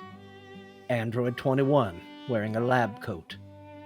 Not sure if I should purchase. I've decided to read some of the reviews for the DLC of Android 21, wearing a lab coat. Her tights rip when she gets hurt. You know, I'm a bit of a scientist myself. I hate pink people. She is cute. Milk truck arrive. Thick. Mommy. Nerf, please. Step on me, please. Step on me, mommy. They gave this character everything you would need to win and more. Free mix-up, 5 lows, a command overhead that leads into a full combo, a barrier, a beam, a command grab, a lariat, Bardock LL version 2.0, and a super that lowers the damage of the character it hits by 21% for the rest of the match. She's designed to be busted. Top tier character, and that is so screwed up that you need to pay $5 for one of the best characters in the game. But God, her thighs are nice. This has been an assembling of reviews for your and my benefit, Martha. Yours in this life and the next, Indecisive Gamer 32. That's very good. I'm looking at that gameplay. That game looks like I would really enjoy the fights or the fighting. The gameplay looks really good. And I don't think I care about the DLC yet, but I am going to play this. And I'll report back. This is the kind of thing John talks me into that is kind of rare. You think I don't like dragons in anime games. Wait until you see this. But, yeah. Sold you on a couple dragons. How do we feel about Piccolo? He's kind of a shithead, right? Kind of a dumb... Great. Is he? No. Yeah, he's fine. All right. He can regrow his limbs, so he's the character that constantly loses limbs. Like, you know, if you have the ability to regrow it, the story will always allow for you to lose a limb constantly, and that never happens to any character that can't regrow a limb. But Piccolo can, so his arm gets shot off like all the time. Wow. This looks really pretty, this game. It is. It's a pretty game. Like, I mean, from like just they've somehow made 3D dudes look like cartoons. And I mean in a really meaningful way. Like they don't look like bad, you know, I don't mean like cell shaded. I mean like fighting cartoons. Yeah, and when the screen pauses and it goes 3D, like it's super good. I really, really like this game. This game's genuinely very good, whether you like Dragon Ball Z or not. If I like good Japanese fighting games, I will like this, is what you're telling me. It's very accessible too. Like it on its base level control scheme, it does very like one button combos. Yeah. So it stops being about, can you remember the weird combination of buttons you need to press? And it becomes more about, can you learn the timings and the best place to execute things and where to do counters? Which for a dummy like me is what I need to be good at a fighting game. I appreciate that actually, because that's my jam as well. I don't, you know, having to worry about what 6 buttons to push in what order constantly is not really my thing. And I'm sure some Souls-like lover will tell me that makes me a baby man, but it's fine. I'll play this. I will totally play this. You might also enjoy it on Japanese voices, where Goku is voiced by a woman, which I actually prefer. Oh, all right. Because they do that thing in Japan where they don't recast roles very often. Like it almost never happens where they'll just recast somebody. Sure. And because Goku started as a little kid in Dragon Ball, they hired a female voice actress for him. But now he's an adult man. And so he's just got this like very high pitched voice, and it's very endearing, and I love it. It's really good. See the black hair or the blonde? Who's Goku? I don't know. He's both.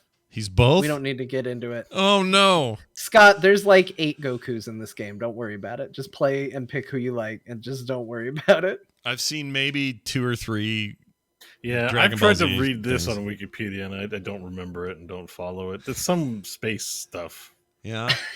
It's basically the story of Superman. Okay. He was, except pretend he was sent here to destroy Earth, but then he got clonked on the head, and then he ended up becoming the ultimate good guy.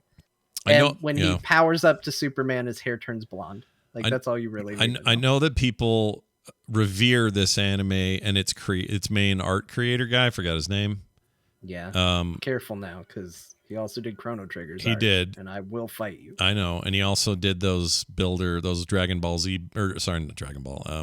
Well, actually, I guess he did a lot of the Dragon Quest art for a lot of the Dragon Quests, including the recent one. He's been the artist for Dragon Quest forever. I have a love-hate for his style. I love it in modern things, and I don't like it in old cartoons, and I don't know why. Don't know why. It's weird. It's where their eyes are effed. That's what it is. His eyes are. Yeah, it's very like the eyebrows are attached to the eyes. Yeah. There's no whites in some of them. They're just a big, wide open pink space. I don't know. It's a choice. Yeah. Well, he's probably at the point where there's a whole school of art devoted to him. Like it isn't just him. Oh yeah, I'm sure. Doing it like it's probably a whole technique school. He'd be like us, and I don't know what would our equivalent be. It's like John Williams in music or something. Everybody wants to be him. That's what that guy's status something is. like that. I respect that. I think that's how they do it over there. Is that there's a style, someone pioneers a style, and then other people learn. Yeah, people who admire it learn in that style, and then totally respect pump out all that content. But this little shrimpy guy that's bald that has 6 dots on his head, his eyes are they're just wrong. Look at that. What is that? That's weird. Style. They do occasionally acknowledge that he doesn't have a nose, though. Even though that's a style, I believe there was a point where he was supposed to be defeated by a smell, and he was like, no nose. And that's how he defeated the person he was fighting. Yeah. So, they understand what they're doing. Chat room reminds us he did all Dragon Quest from the beginning, including the manuals and art manuals, or art in the manuals. That's cool. I really like that one. 11, was it? The last one they put out? It's very good. And those Builders games, those are shockingly good. Builders 2, and it's on Game Pass now. That game rocks. I don't even like Minecrafty kind of things, but that thing worked. It was good. All right. Anyway, enough of this. I am definitely going to play that later because I'm in this fighting mood. Fighting game mood, I should say. Just all right. Fight with everybody. We are going to now talk about the games we did play, so check it out right here. I played a bunch of Horizon Forbidden West. The game was out last week. Horizon. Yeah, for Horizon getting a little overwhelmed. Can we take a moment to acknowledge the sad state of Horizon and always coming out a week before a game that becomes the game everybody will talk about instead? Yeah, same exact thing happened with Horizon 1. It comes out the week before Zelda, the freaking Breath of the Wild, and then Breath of the Wild becomes one of the greatest video games anyone ever played. Although I don't like breaking weapons. That's a whole different discussion. Anyway, this one comes out, Forbidden West. High scores. Everyone's loving it. People talking game of the year. I agree. It's amazing. Really enjoying it. And then, bam, Elden Ring right in your face. A game being compared to Breath of the Wild structurally. What a curse. Poor Aloy. Yeah. I will say this. So there's a couple things I noticed about this game that I just wanted to say. There's not much to say other than what I said last week. It's very good, and I'm enjoying it. The biomes are amazing. The graphics are crazy. John's right to wait for PS5. It's just, I don't know, just the version to play. However, there's not really a however. The facial stuff in this, really good. I'm trying to think what I would compare this to. The last time facial stuff got me like that was when I played Injustice 2.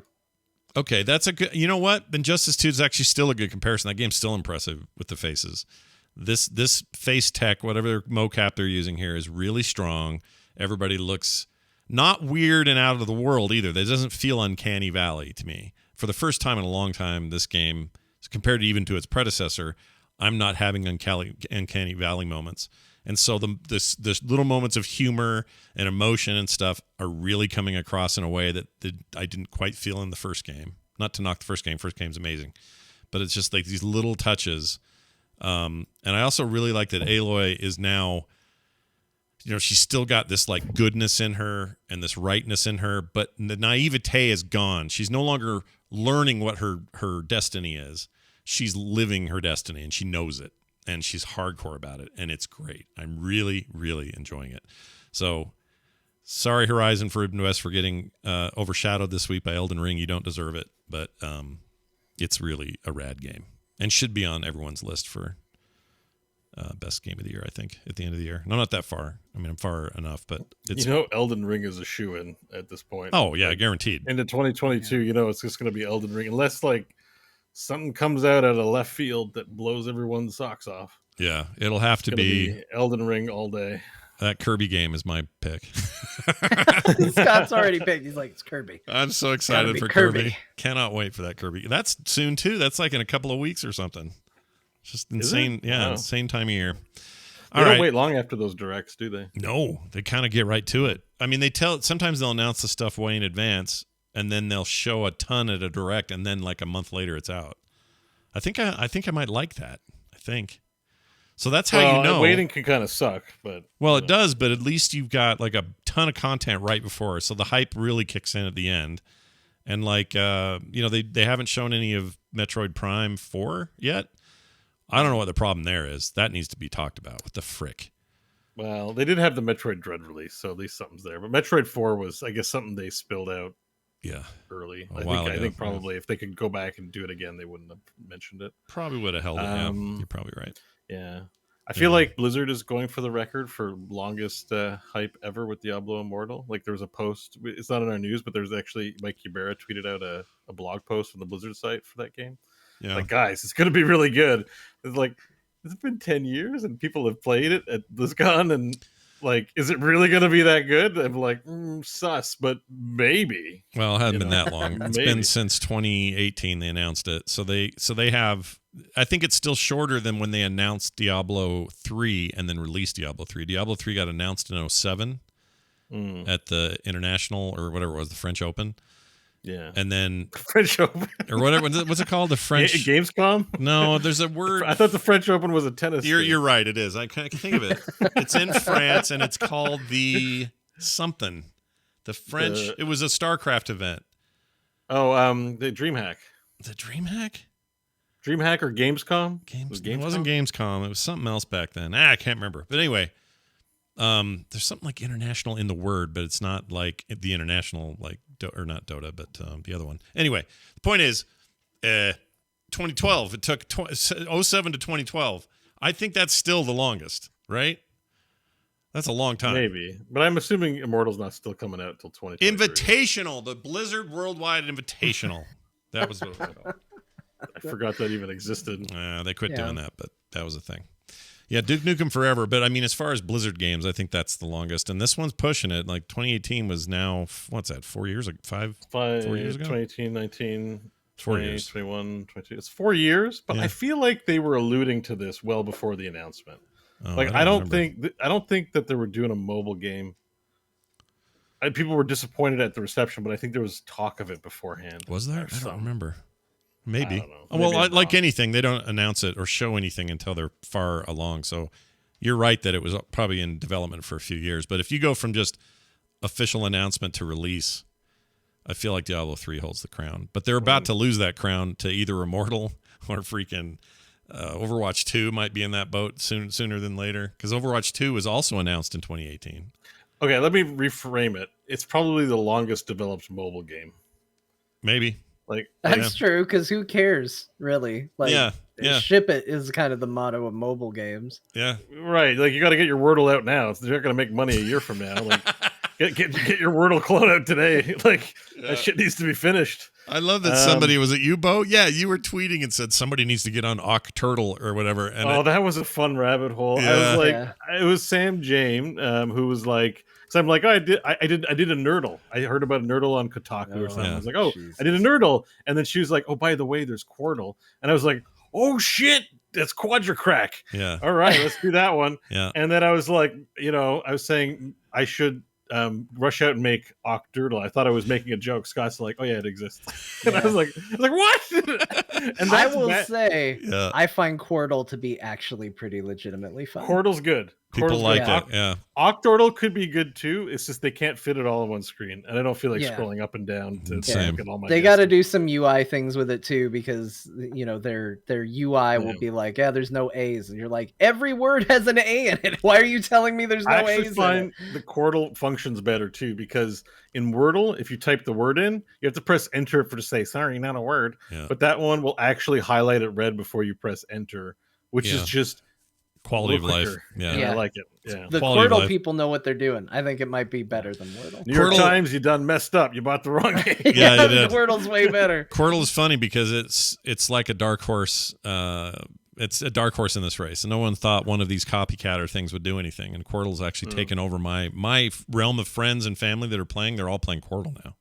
Yeah, so. I had to remind my wife to play Wordle. She reminded me, "Hey, I want to play Quordle today." Yeah. And I can win against her in Quordle, which is another big bonus because, I always the other lose. Bonus to Quordle is that depending on the people, but like it's harder to post on social media. Yeah. Like the big thing with Wordle is it made a fun little Tetris grid on your timeline.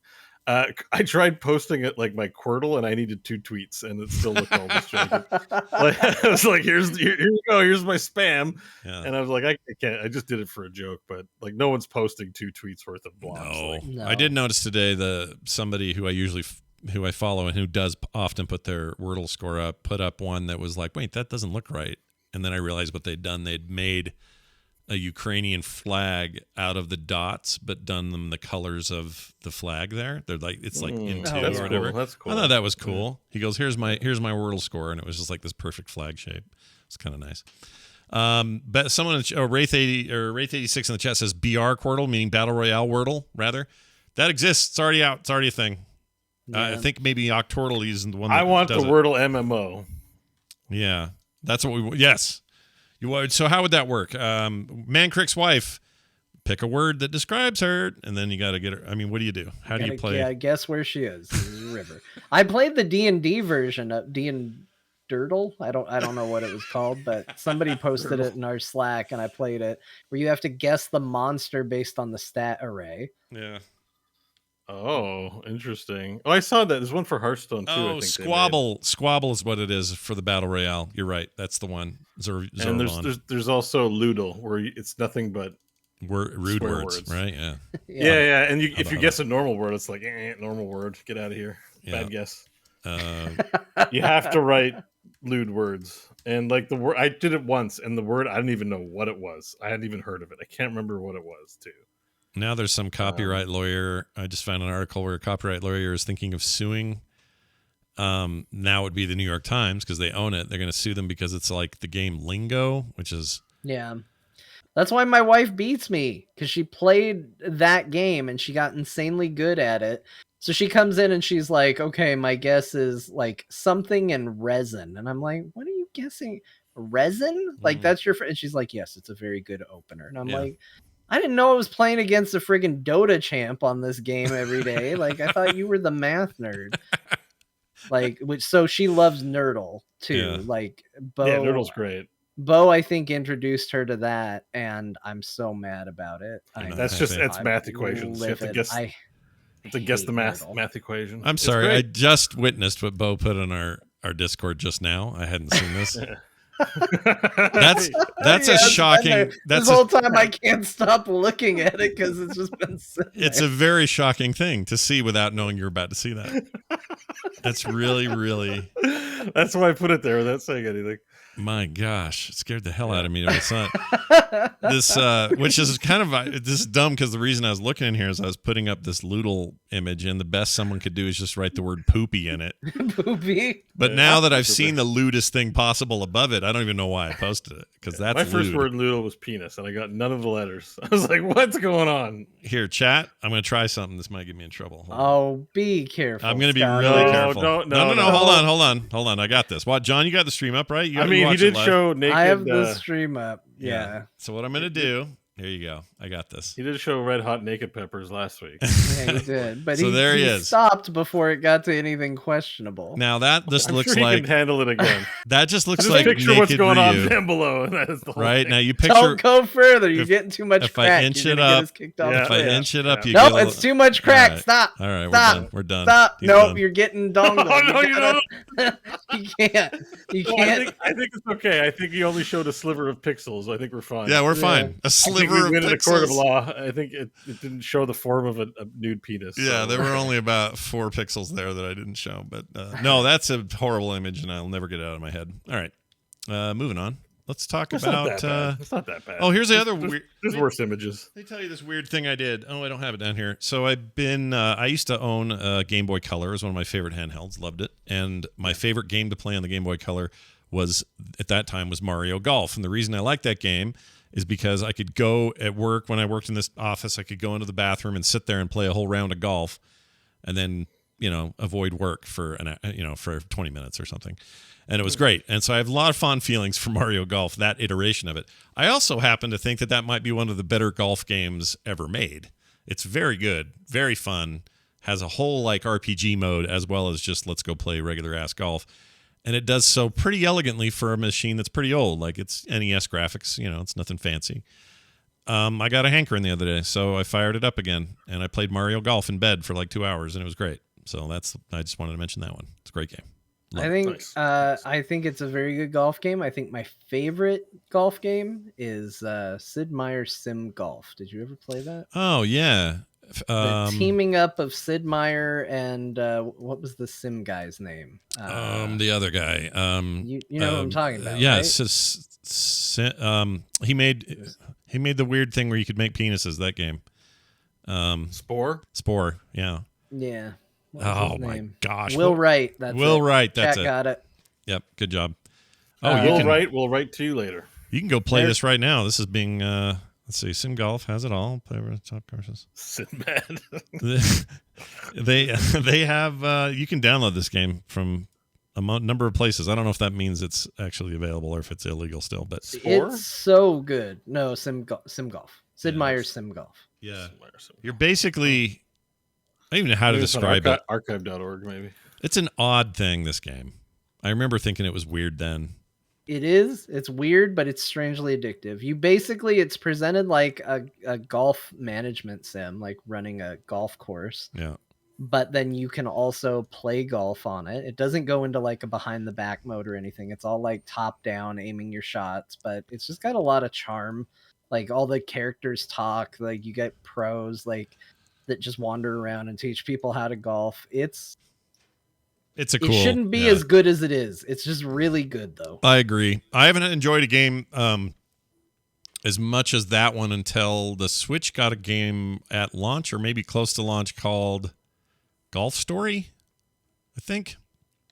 That's a lot like a hybrid of this and Mario Golf, where there's like an RPG mode and there's kind of a club management aspect to it and all of that, but it's also crappy old graphics and stuff, which I like.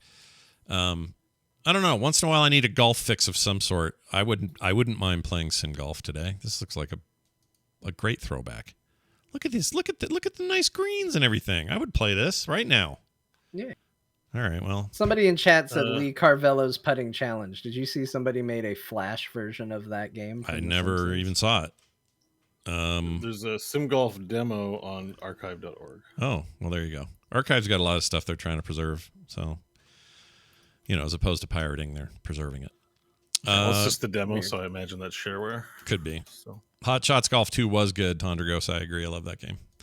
All right, moving on to next thing. Streets of Rage 4 on Game Pass. Scott, why are you playing that? Well, the fighting thing. I just got in the mood. And I'd played some Genesis version of this earlier, and I thought, well, how did that improve? Because 4 was nicely regarded when it came out. The reviews were really good. Reviews. It's like last year or something. And I thought, hey, let's see a modern take on that. It's 2D graphics, but super hyper animated and blah, blah, blah. It's very good. It's really, really good.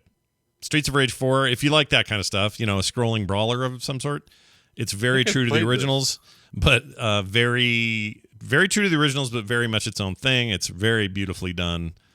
It's awesome. And it reminded me I'm now going to share one of the greatest things ever. Hold on. I wish I'd had this ready. Just 1 second. I showed some people in TMS in the after show today, and it's Streets of Rage 3 had a boss fight where the dude was the most flamboyantly, like, bad stereotype of a gay person I'd ever seen. Uh-oh. And so I'm going to just play some of this. Let me skip ahead to where here he is coming out of his boat.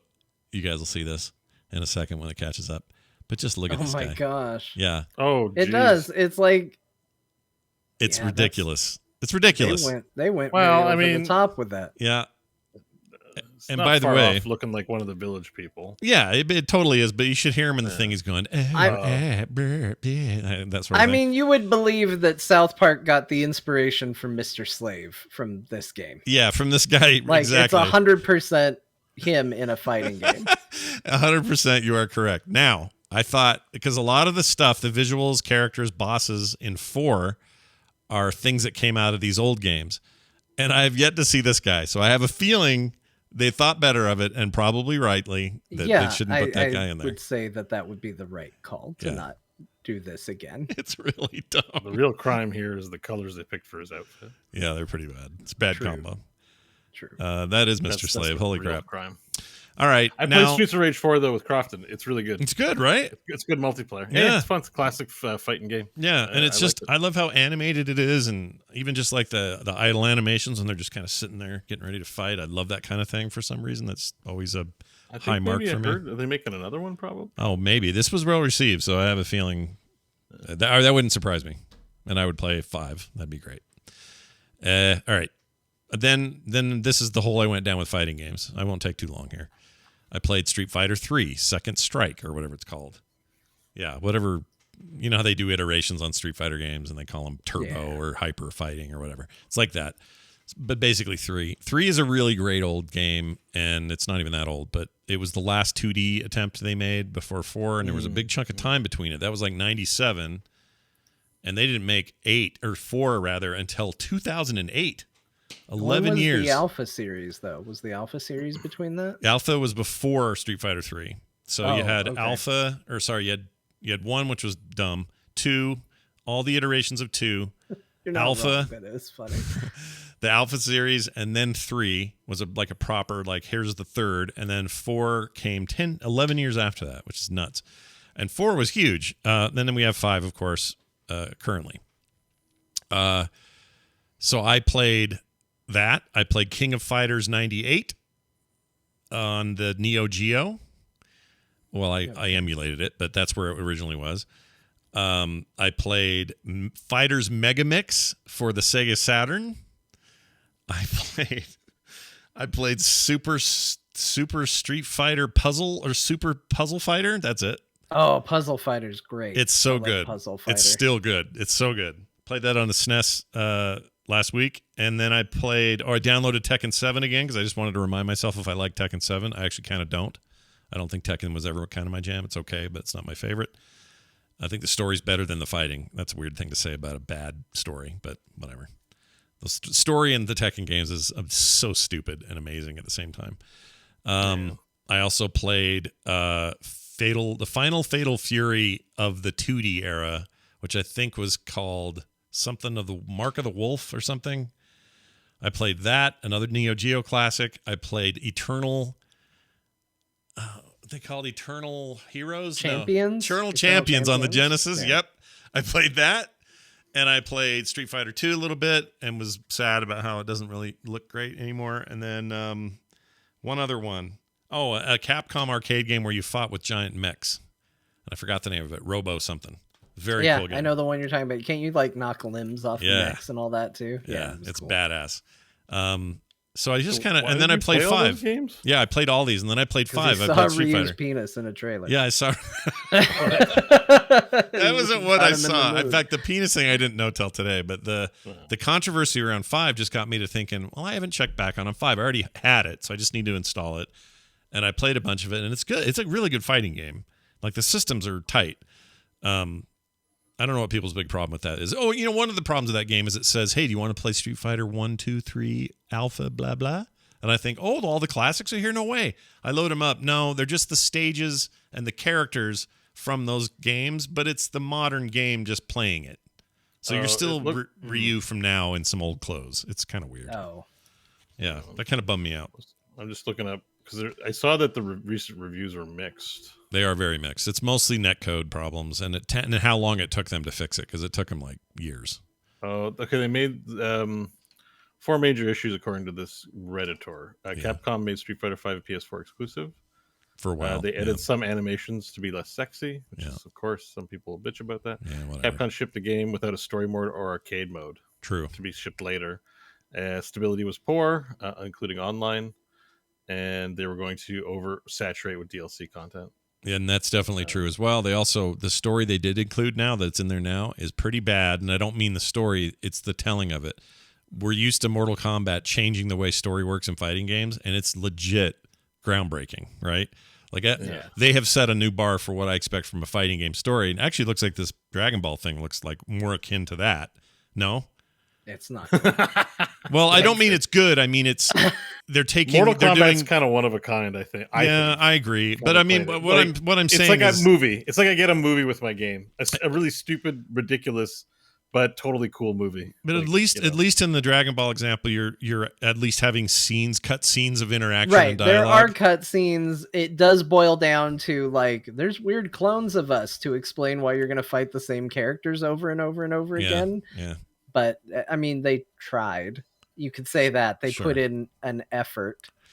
Well, and so this is the reason I don't like the Street Fighter one. They do one with hand-drawn static images between fights. So you have these beautifully 3D animated fighting, and then you got Ryu not looking at all like his in-game character, all drawn out anime style going, oh, Ken, do you think we should fight anymore? We shouldn't fight anymore. It's like a lot of just bad animatic, it just feels like half-ass second last second kind of idea that they just had to provide something and they barely did anything, and I don't like it. Yeah. Anyway, I also played Soul Calibur on a Dreamcast emulator. I played. Oh, I own that. What else? I think that might be it. That might be all the fighting games I tried. Soul Calibur is great, but I'm a Soul Calibur 2 person. Soul Calibur 2 is pretty freaking good. I like all of them. I like the new one. They're all good. Yeah. Played that. Yeah, I made all of our There Will Be Dungeons characters in that. Made them fight. I remember that. They all looked really cool too. I forgot they had that awesome. That's the one I didn't play. I should have installed that instead of Tekken, because Tekken just lets me down. Geralt's in that too. You can even play as Geralt. Yeah. And I know people love. I don't want emails about Tekken. Tekken is a venerable series, deserves all its accolades. It's just never been it just doesn't. Something doesn't connect for me. I don't know what it is. Just doesn't work for me. But anyway, so there you go. That was the deep dive I took. I almost played that dinosaur fighting game on the SNES Genesis called Primal Rage. Primal Rage. I almost fired up Primal Rage in 1 and 2, and I didn't do it, but I almost did. So there's that. Clay Fighter. Oh, chat room, you're getting me excited. I'm in the mood Killer right Instinct. now. Yeah, Killer Instinct on the SNES. Yeah, and Graph Track, we just talked about Eternal Champions. That game actually kind of holds up. It's not bad. There's not enough fighters. It's only like 6 dudes, but those games are great. So anyway, I'm in a mood right now, and I kind of am tempted to check out that Guilty Gear game. I don't want to spend $60 on it though. So what I think I'm going to do instead is Game Pass this Goku shit and do that. I'm so stoked. Yeah. So we'll see how it goes. John, you're still playing. You're not going to last long. As soon as the first happens, I'll let you guys know, because those games, the Japanese fighting games are full of that sort of stuff, and I can deal with it. Sure. Especially if I can just do like a ladder battle. That's all I want, or some multiplayer. It's fine. Yeah, it's good. I mean, you will find the lobby system annoying, like, because it's little chibi versions of the characters running around. You have to run up to people and be like, I want to do story mode. I want to do trial. Yeah. And you're just running around as like a little anime. I think you might have triggered Scott. You said the word chibi. Yeah. And so I think you're gonna, if you can get through that though, I think you'll be fine. All right. I'll see what I think of that. Actually, it doesn't sound that bad. It's good. The other thing is we have a big retrospective on Monday's Play Retro. We're going to talk about the history of Bomberman and Bomberman, really good game, amazing really games. Good game. Some of them I played it 4 players on SNES with the family. It was a family game. Yeah, 2 on the SNES was really amazing. The Saturn game was incredible if you could find 10 friends, because you could play 10 people in there and they all had controllers. It was amazing. Are you going to talk about Robo Warrior? Yes, we'll talk about does that. It not go that deep? we're definitely bringing that up. And we're bringing up, I found, that night we were on here, I think I found that Joust game that you could play MMO Joust, and we all were in there for a while. I found a Bomberman game called Game of Bombs. That's what it's called. That's a good name. Gameofbombs.com. And it's a giant stretched out thing with hundreds of Bombermen doing Bomberman shit. Wait, is it a Bomberman MMO? Yeah, but it's not licensed. Yeah, it's someone making massively multiplayer online. Yeah. Isn't that great? Shit, I'm favoriting this. You need to, dude. It's actually pretty good. I played a bunch. It's very good. I got the Switch Bomberman for my birthday. Oh, nice. I played a little bit of it. It's pretty good. Yeah, but this looks, oh my. I'm just stoked you're talking about Robo Warrior, because first of all, nobody really knows that that's tied to Bomberman. That's usually a surprise, and that game holds just a special place for me because it's one of the first and only games where me and my mom sat down and played that game together. And it was just the two of us. We just played that game a ton. I love Robo Warrior. It's such a weird thing. It is a very weird thing. I'm actually pulling it up right now so people can see it. Robo Warrior was, a lot of people thought it was a huge mistake. I think it's an interesting experiment. It's a hard game. It's a weird game. It is not like Bomberman at all. The music's really cool, though. I do like the music a lot. Yeah, it's pretty good. I have that on Genesis, looks like. Here. By the way, this gameofbombs.com, I'm like, you just go to the site and I'm observing the match. You can watch it. I'm not creating an account. I'm just watching. There's so many. This is an endless Bomberman level. Yeah. And it's not bad. The graphics are good and all that stuff. It's good. I can't believe how. Oh no, it loops. I'm seeing the same names. Okay, it does a Pac-Man thing. Yeah, a little bit. But you can. I watched the match. It put me in a moment where I could watch actual people play, and I saw their names and stuff. There are people playing this game. People who aren't trying to do content for a podcast or something in this game playing just because it's fun. Yeah, I'm like that's crazy. It's pretty great. Anyway, I got into that, and I've been playing every one I can get my hand on. I played the Genesis version. I played all the SNES versions. There's a one called Quest, which I didn't even know existed. Bomberman Quest was basically, hey, we're making a... Why isn't this closing? Oh, there we go. A Bomberman Quest is basically a like Zelda game, but with Bomberman. And there's leveling up, and there's gear, and it's not bad. It's good. I had fun with it. The one that surprised me the most was probably the DS games. They're really hard, but they're fun. Bomberman's badass is what I'm getting at. And I even played Bomberman 93 for the turbo graphics this week. Oh, wow. Yeah, we're trying all of them. So that'll be, we'll talk more about that on Play Retro. We don't have to talk about it here. John, you're still playing Final Fantasy. Of course, I popped it on a stream, had a great time comparing dragons. It was great.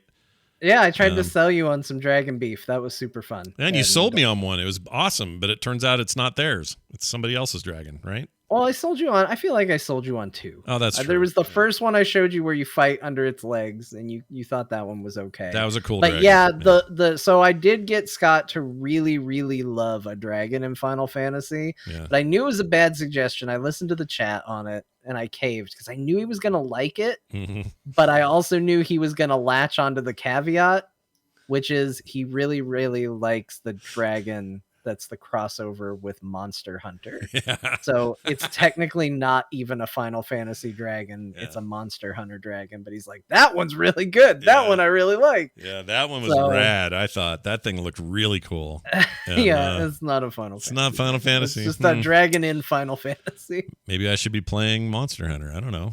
Maybe that's my problem. Dragon. Beef.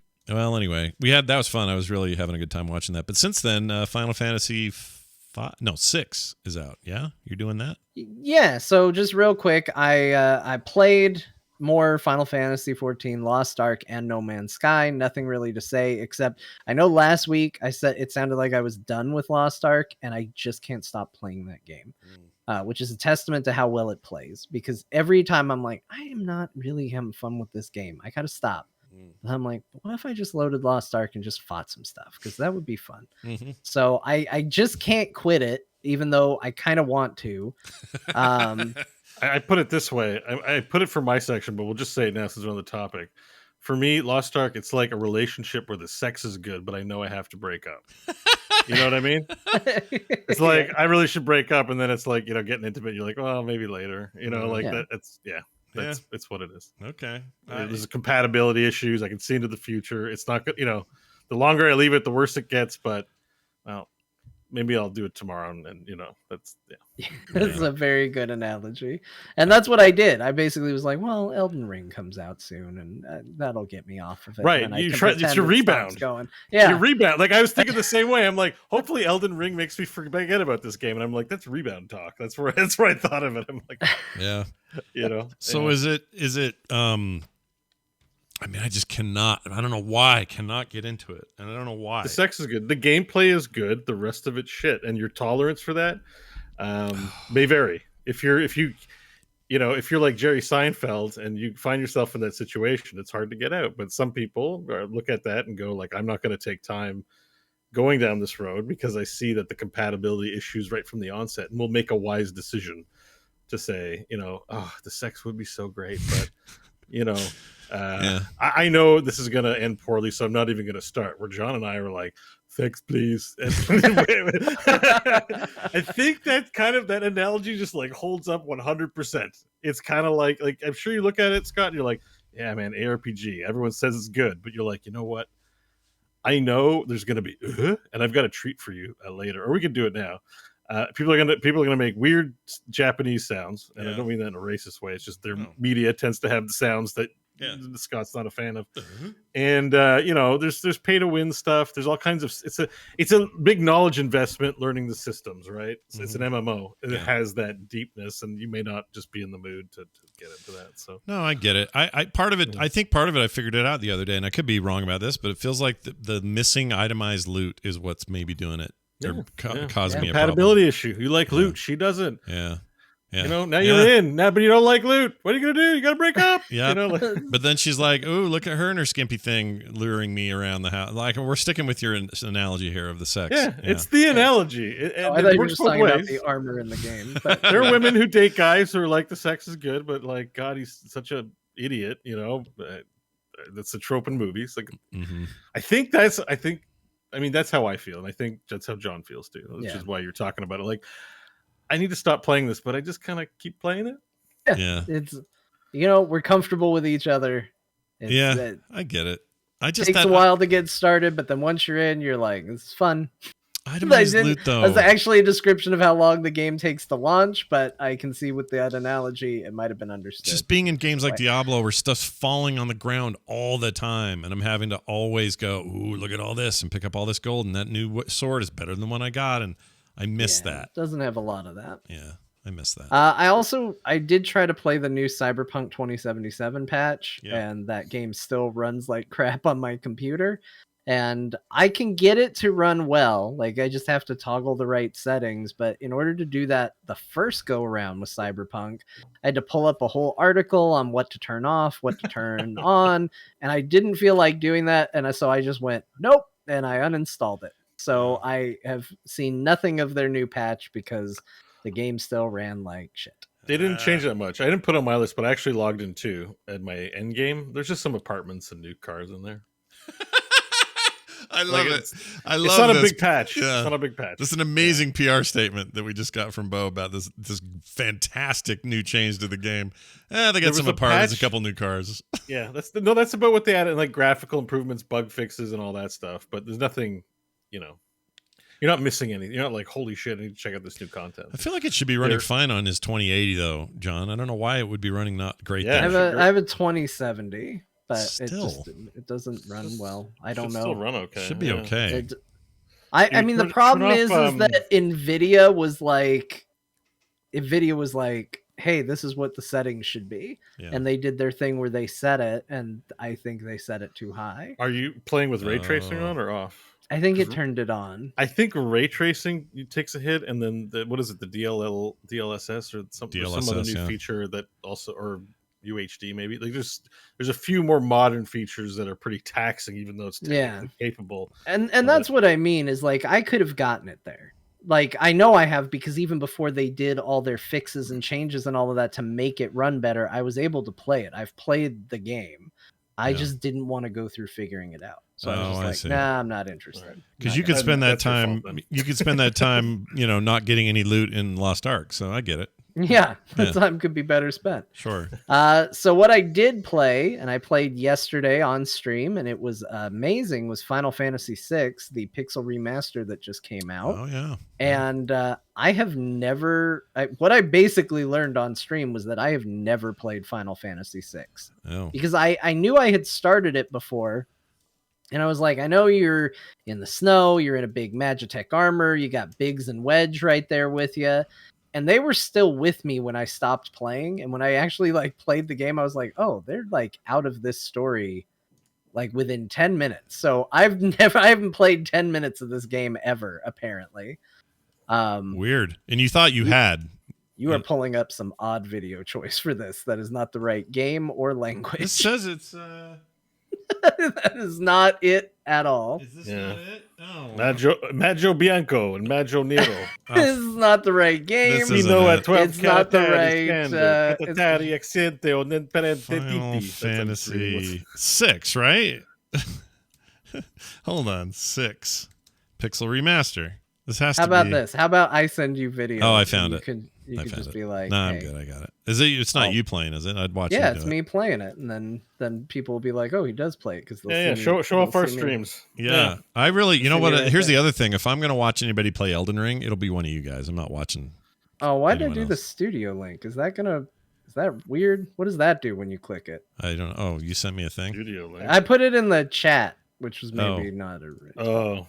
Oh, sorry. I'm looking at Ryu's wiener. Hold on. Yeah. Studio is your studio. You can't log into that. So, yeah, I can't see it. Okay, hold on. Well, good. That means nobody can get in and edit my video. Yeah, that's true. Anyway, Final Fantasy VI. While I get this link, here it is. Final Fantasy VI is really, really good. Yeah, it's running now in here. So tell me, remind me. This is the one that never came here, or did come here? No, it came here. It did. Super NES. It was the big Super NES. One and only Super NES. Wait, that's not true. It was 3. It was 3 in the US. This was a major event. This was the big major game before Final Fantasy VII. Like, this is what came before, and this itself was a monstrous release. I kind of want to play this. When I played this, I was like, "Look at the graphics! Look at parallax scrolling! Holy shit!" Yeah. You know, like it was. This is like about as full featured an RPG as you could hope for at the time of its release. Well, I'm a fan of that era's look, so I actually kind of want to play it. Is that weird? Should I play it? It's good. You should play it. It's solid. Like, usually, as I've been going through these, this being my 6th Final Fantasy, I've kind of just gotten to this place where, I do about 2 hours on a stream and then I call it. And like, that's kind of been what I've been doing. Mm-hmm. And this was one of the first times where I was like, I really don't want to end this. And then thinking about it today, I was like, I want to play more of that. Like, I was actually a little bit bummed that we had to come and record because it meant that I wasn't going to be streaming tonight, because I was like, I'm really enjoying it. Like, the music is really good. The atmosphere is really good. I'm really enjoying the characterization of everybody. Like, it's got a lot of personality on the characters and stuff. So so far it's nailing it. And I'm starting to see why this is one of the ones that are held in such high esteem. I mean, when people talk about the best RPGs on the Super Nintendo, it's this and Chrono Trigger that get talked about. And so I'm starting to see that, and I'm really, really digging it. So this version that I just brought up here locally, I'm running an emulation version of it. It is called it is 3 if you're playing the SNES version. Yeah, that's the one. That's okay. Yeah. All right. I recognize that intro. It's like iconic, the storm and everything. Dude, I might play that. Why not? Really cool. I'll play it on my Amber. And I mean, it's neat seeing you put this up, because once again, the thing I will say about the Pixel remaster is that it looks the way, like, I'm playing this and I'm not feeling like I'm playing a modern game. Yeah. And that's how I felt about all of them so far. And the ones that I played a lot more of, I'm like, yeah, this is how it looked. This is exactly how it looked. But then you pull up the old thing and I'm like, oh wait, no, it did look different. How weird. Well, first of all, one thing you'll be missing screen from that is the auto battling. Like, it's going to take you 80 hours. Like, this game for me, I think it was an 80 hours or more complete. Oh. It's a long game. The auto battler might be the difference in 2022 when you're like, I can't devote that amount of time to this kind of a game. So yeah. Also, the action bars in this game go so slow. Like, that was the thing I was shocked by. Is like right now on the screen.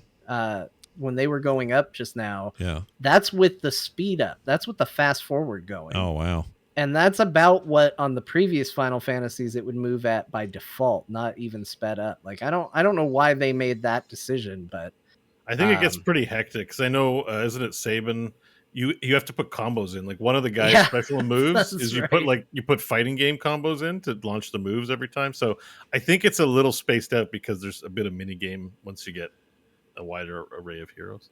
Yeah, and I failed that the first time. I was like, yes, use your cool attack. And then all of a sudden the screen just goes and he fails it. And I was like, what did I do? It was like, you got to use your combos. Yeah. But it's really, really good. I'm having a fantastic time with it. And, I'm getting why people love this one so much. This, in my mind, this is the second best Final Fantasy. And it's one of the Final Fantasies where you really started to be like, this soundtrack is like out of this world. Like, yeah, I still love the look of it. It's a cool look for a SNES title. I played a game that reminds me of this the other day, just checking out stuff I'd never heard of. Do you guys remember a game called Robo Trek? Do I have any memory deep for either of you? A SNES game? Robo Trek? Yeah, it's a JRPG, but some people think it predated, or it's the thing that inspired the Pokemon games, because you built robots and then sent the robots out in balls, and then the balls would pop open and they would fight. In fact, if you hadn't played Pokemon, you'd think that this came after Pokemon if you only played Pokemon, you'd think this came after it because it feels very Pokemon, but robots instead of creatures. But it actually came before. I don't know if anyone played that. It's a crazy, crazy cool game. This looks wild. Yeah, it's neat.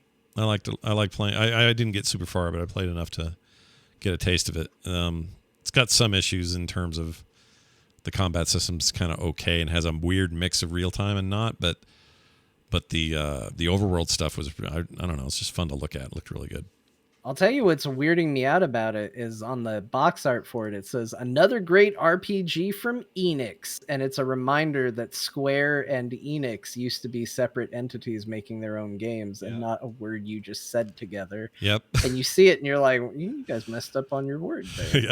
Yeah, right. Like that's the other thing is it did have that legacy of being from that, whatever all those teams are in those beginning years. So I guess Enix made RPGs, Square made RPGs, and then what? They just merged and said, let's make them together?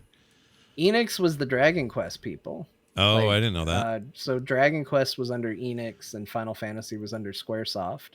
Well, here's some of the... That's right. There was no Enix back then. Yeah. That's so true. Wow. Yeah. So here we got... Check out this great dialogue from that game. Hello, I'm Mint. Rumor has it the mayor spends all his time with his new secretary. The end. Yep. Yeah. It was a fun game. I played a whole bunch of that. All right.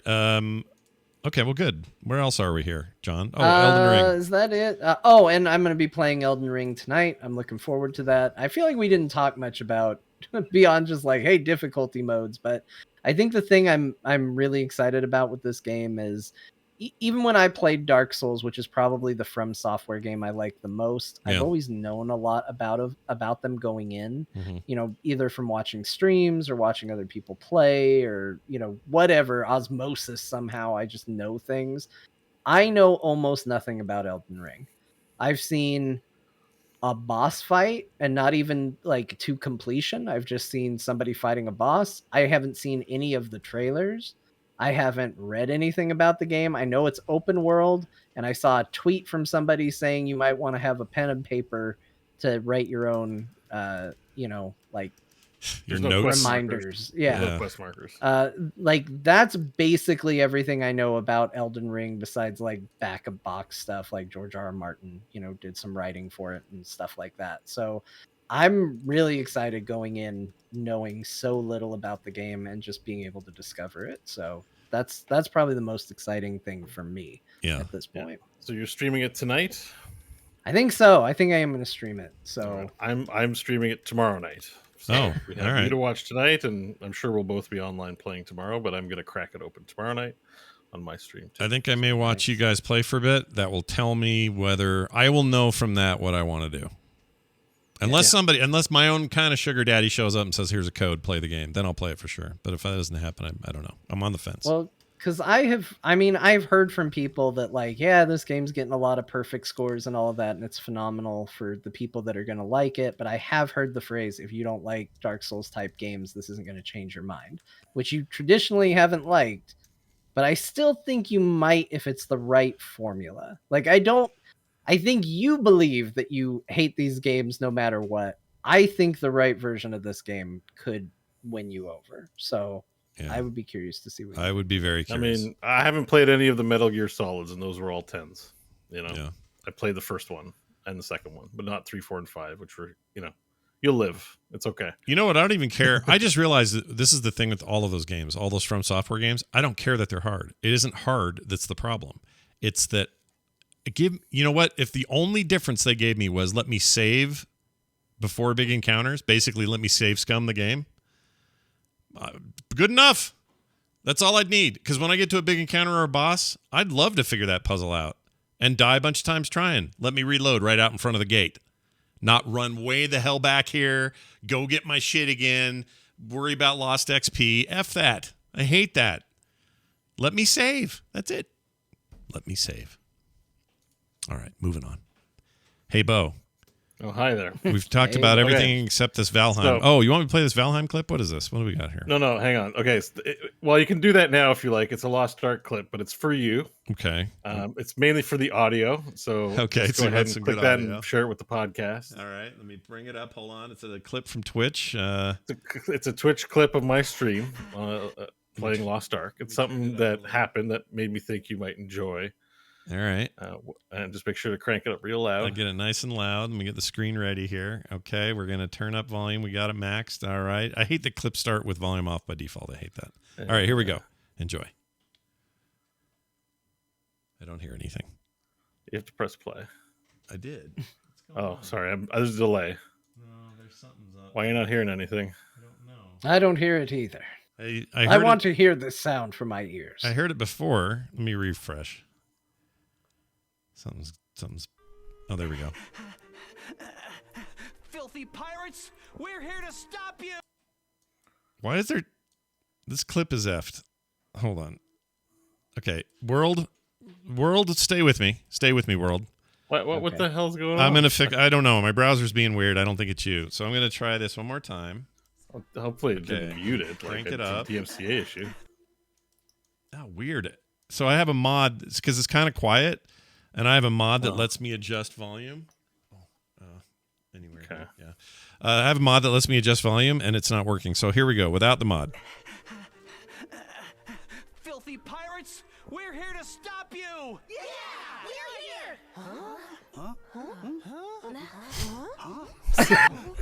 here! Are you kidding me? I have to share this with Scott. Why? You keep listening. Amazing! Amazing! Hooray! Thanks! Impressive! Amazing! We must take our savior Did you defeat them all? to the chief. Let's go! Oh, we gotta. Scott, can someone hit the clip button and just say that? Scott's That's so bad. I thought maybe there was some more breathing because sometimes the characters, like there was Conan or Geralt the Barbarian is an NPC in one of the later things. There's a guy that looks like Geralt, but he also looks like Arnold Schwarzenegger, like the Barbarian. And like at one point they're taking him prisoner, and he has to walk across the street until he's off the screen dramatically, and the whole time he's going,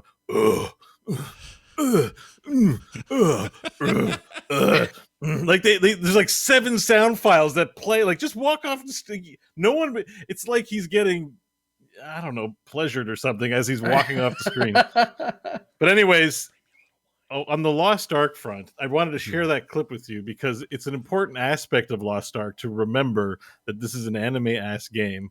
And there are moments like this where I'm the Kokomo and I'm hanging out with the Makokos and they're going, hey!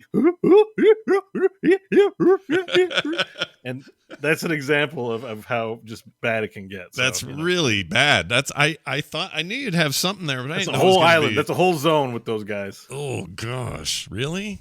It's cool because the dungeon you shrink down to their size, and then you're fighting on a pirate's table like crows and the captain's parrot and stuff. Like that dungeon's pretty cool when you shrink down and you're like on a table and there's giant books and stuff. It sounds like Minish Cap or something. The Makokos suck. Like they're the worst. They're like, hello, we're little people. Oh my god! And all their names are Bethesda and Moki Moki and like they're like. There's Patast is one of them, and they're actually kind of awesome. But like Malulu, like it's basically variations on the Waluigi school of naming, like it's like Malulu and Patasta. Anyways, I hate it. Yeah. So we're talking about games I've played, so let's get into it. Lost Ark. Now I've hit the 110-hour mark on this game, so I've already said what I think about it. Sex, in a nutshell, sex is good, but compatibility issues are there, and this is one of those issues. But there's a few other things. I think the other analogy I had is, it's like ordering something that Chef Ramsay cooked for you, but he put a scoop of diarrhea on it. And he says, no, you got to eat it. And you're like, you want to take the diarrhea off. Just a scoop, a Hershey's Kiss, like not a big one, but he's like, it's part of the flavor. And you're like, oh, it's bad. A cup of diarrhea. So, like, here's the thing. Later on, you have 8 abilities. It's sweet. Later on, you unlock an awakening skill, right? Yeah. Guess what? The awakening skill takes ammo. So the awakening skill is on a 5-minute cooldown, which with a certain thing, you could probably reduce to 2 minutes, 30 seconds. And in certain cases, has a lower cooldown, blah, blah, blah, blah, blah. But no one said this. So you have to get a resource type in order to cast the awakening skill. And that kind of sent me off. I was like, this is my ability. Like, and it's not like it requires ammo just for my character. It's an in-game resource that you have to. Someone in my chat room said it only costs 250 silver to buy them. I haven't confirmed that personally, but I'm going to assume that's true. Even if it's true, it's like it's like the whole, in Overwatch, a team sat down and got together and said, we don't need to have ammo pouch that you have to refill. Yeah. What's the point? Yeah. So imagine you're dealing with a game design company that is the opposite. They're like, oh no, we must have an annoying thing to put in the game because that's the game we're making. Like that's like, because nobody wants an ammo pouch on an ultimate ability. Like nobody asked for this. Nope. This is terrible. And after 100 hours, I'm beginning to see that there's a lot of artificial time sinks put into specifically traveling because the quest content's not that good. And getting things done requires a lot of movement.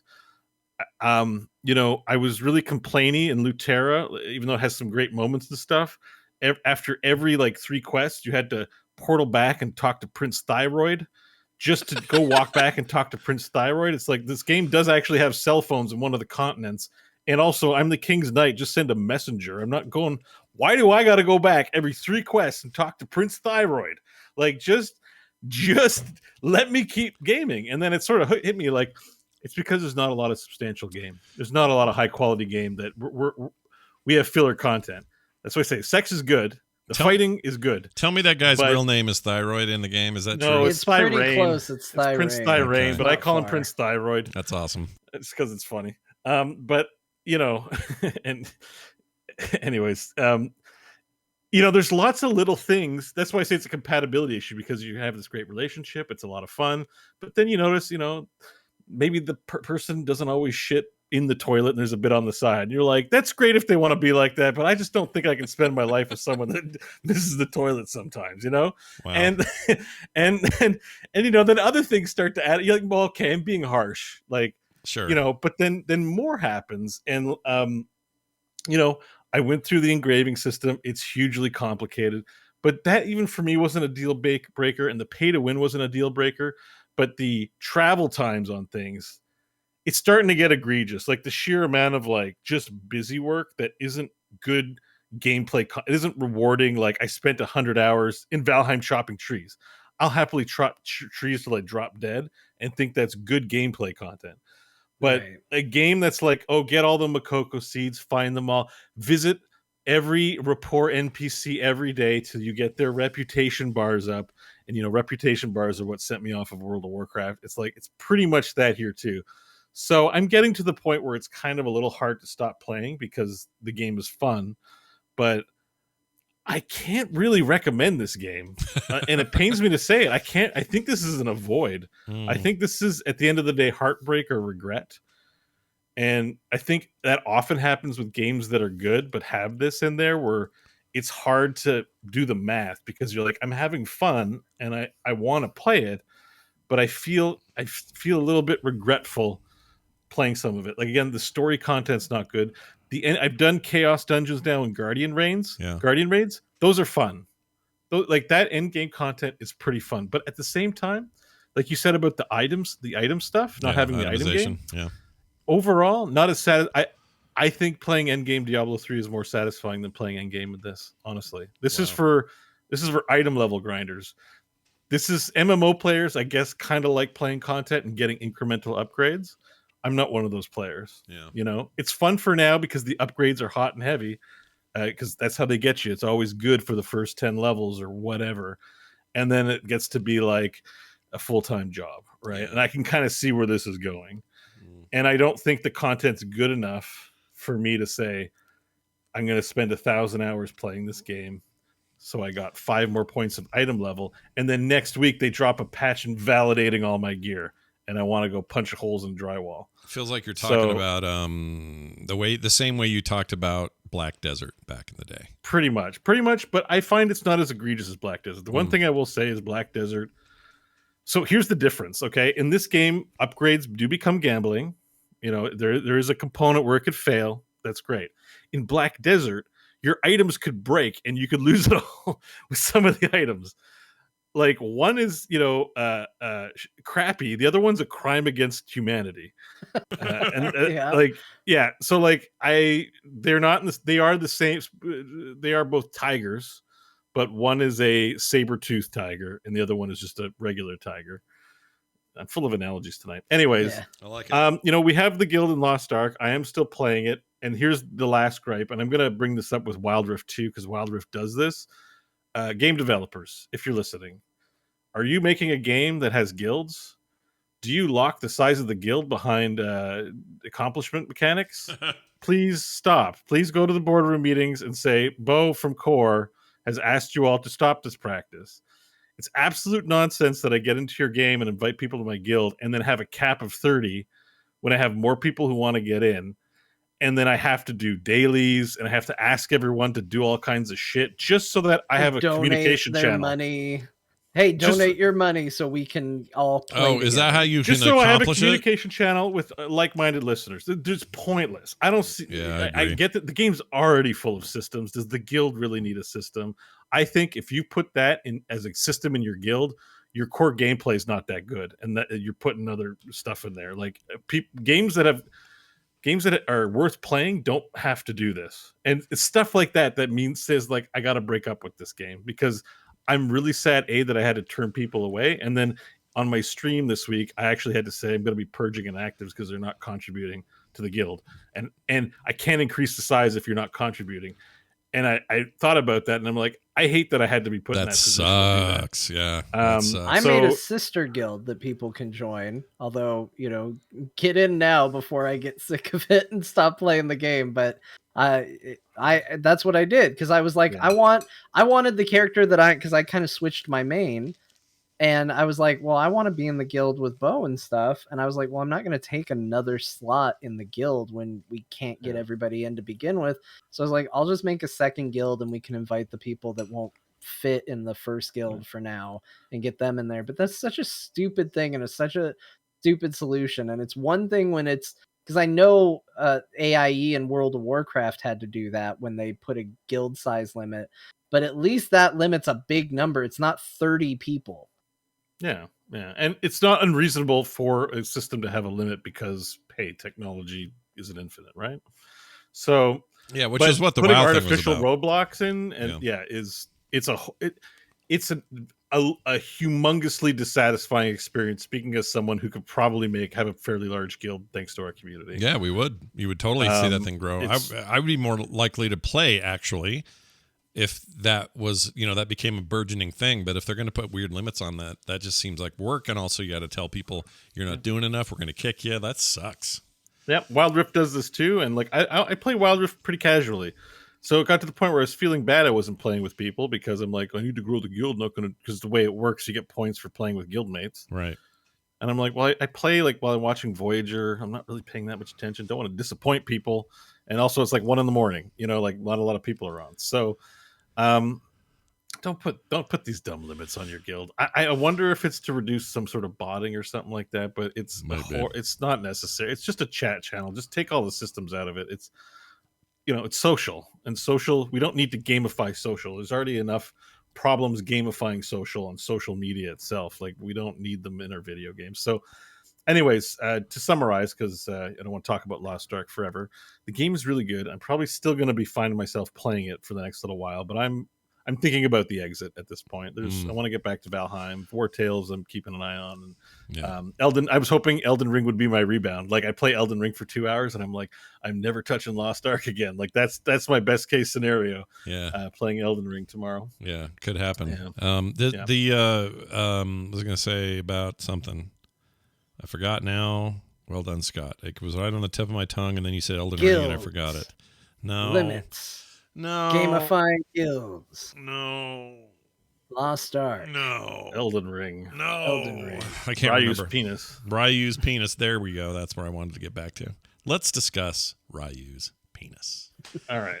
Anyway, you had another clip in here, some Valheim thing. You want me to play? Oh that? yeah, no, it's just I put the clips. I just put reminders in there because usually we play clips. Sometimes we talk about the game, so I just want to make sure you knew we had our clips because we got to promo our stuff. Man. Oh yeah, look at you guys. And our clips are the best. So yeah, I gotta go extra hard because I changed my Twitch name and it doesn't even make any freaking sense. So I got to get the word out to everybody because nobody can spell it. Yeah, he's rogue without caft. Without caft, no. He's caft. Warcaft. Warcaft. World of Warcaft. No, that's cool. I actually really like that you guys are streaming everything we're talking about right now because I like watching. It's weird. I've had an epiphany with the streaming world. There are not a lot of streamers I like watching, and I realize why. I don't really like people, or I don't. How do I put this? Okay. That sounds wrong. I don't. Especially all you people listening. Get the hell out of here. That's not what I mean. But what I mean is like people that I like already. I like watching them do it. Does that make sense? Yeah. I like watching people who I don't know. I guess that's what you do when you follow a streamer and you get to know them really well. You get to know them, and so now they're the guy you follow or the lady you follow or whatever. But I just don't do that very often. So for me, it's like, oh, Bo and John, I'll watch them. So I watch you guys do it. I prefer that. Oh, and that's why I watch Scott's streams and I watch John's streams, and like I've got a few that I do watch, but mostly I'm just in there for 30 minutes to an hour, just checking out what the zeitgeist is going on with that. Yeah, I like people I know. I swing by Joss's I lurk in Joss's, and I'm in A Move TV as well. So yeah, it's fun to bounce around with your Kyle. friends. Like I drop in, I swing in, say hello, get in, get out. I'm not a long lurker, but I do lurk. Yeah. I think that's what this. I mean, that's what the streaming thing was always about to me, anyways. So we've entered into this era of super streamers, and that's well and good, but it was never. I just can't get to that place where I'm like, this guy has already got 1 million people in there right now. I'm going to get into it. I just can't. I don't know why. It's probably me, not them. I like the weird streams where it's like, in someone's apartment and they're making macaroni, or it's like it's an intersection in some weird city I've never heard of. Mm-hmm. I like also those streams too. Like it's just what's going on in the world super far away. Right. So Joey Chaotic's a pretty big streamer. And I think he's a Taiwanese American, but he's living in Taiwan. But I like because in Taiwan, there's no rules about using your phone, I guess, while you're driving. Yeah. So he's one of those like live cam that puts it on his shoulders and just streams everywhere. Oh yeah. So he streams himself driving his moped, and he's talking on his cell. He's got 2 cell phones. He got a cell phone in the vehicle, and he's chatting with chat room and driving in Taiwan, or I think it's Taiwan. I'm pretty sure he's in constant live mode, though. I can see him now. Yeah. And so he's driving in traffic, and it's crazy. Like because they don't have rules of the road the same way. There's like 100 little mopeds will swarm a car, and it's like. It's nuts, and he's on his phone the whole time. Yeah. So yeah, and he's like, he's kind of a DJ hipster. It's cool, it's his thing. But I just like watching him drive dangerously because it's exciting. Because I'm like, is he gonna die? It's really fun. I watched this guy, and he seems like a nice guy. He seems like a nice guy. My time in China was just like that. The driving is insane. You have no idea until you go there. It's so crazy in Asia. I don't know what's going on. I don't know if you can tab around and find him driving, but because he'll eat dinner and talk a lot. But like if you find him driving, he's one of my favorite streams to watch just because of the driving. Yeah. Just like, this is insane. He's doing that right now. He's like just chilling and talking, and he's on now. Yeah, he does play some games, but like mostly it's just him living 8 hours a day. And I'm like, I don't know if, because laws must be different here, because I feel like if I did that here, people would object to being on camera or on media or something. You know what I mean?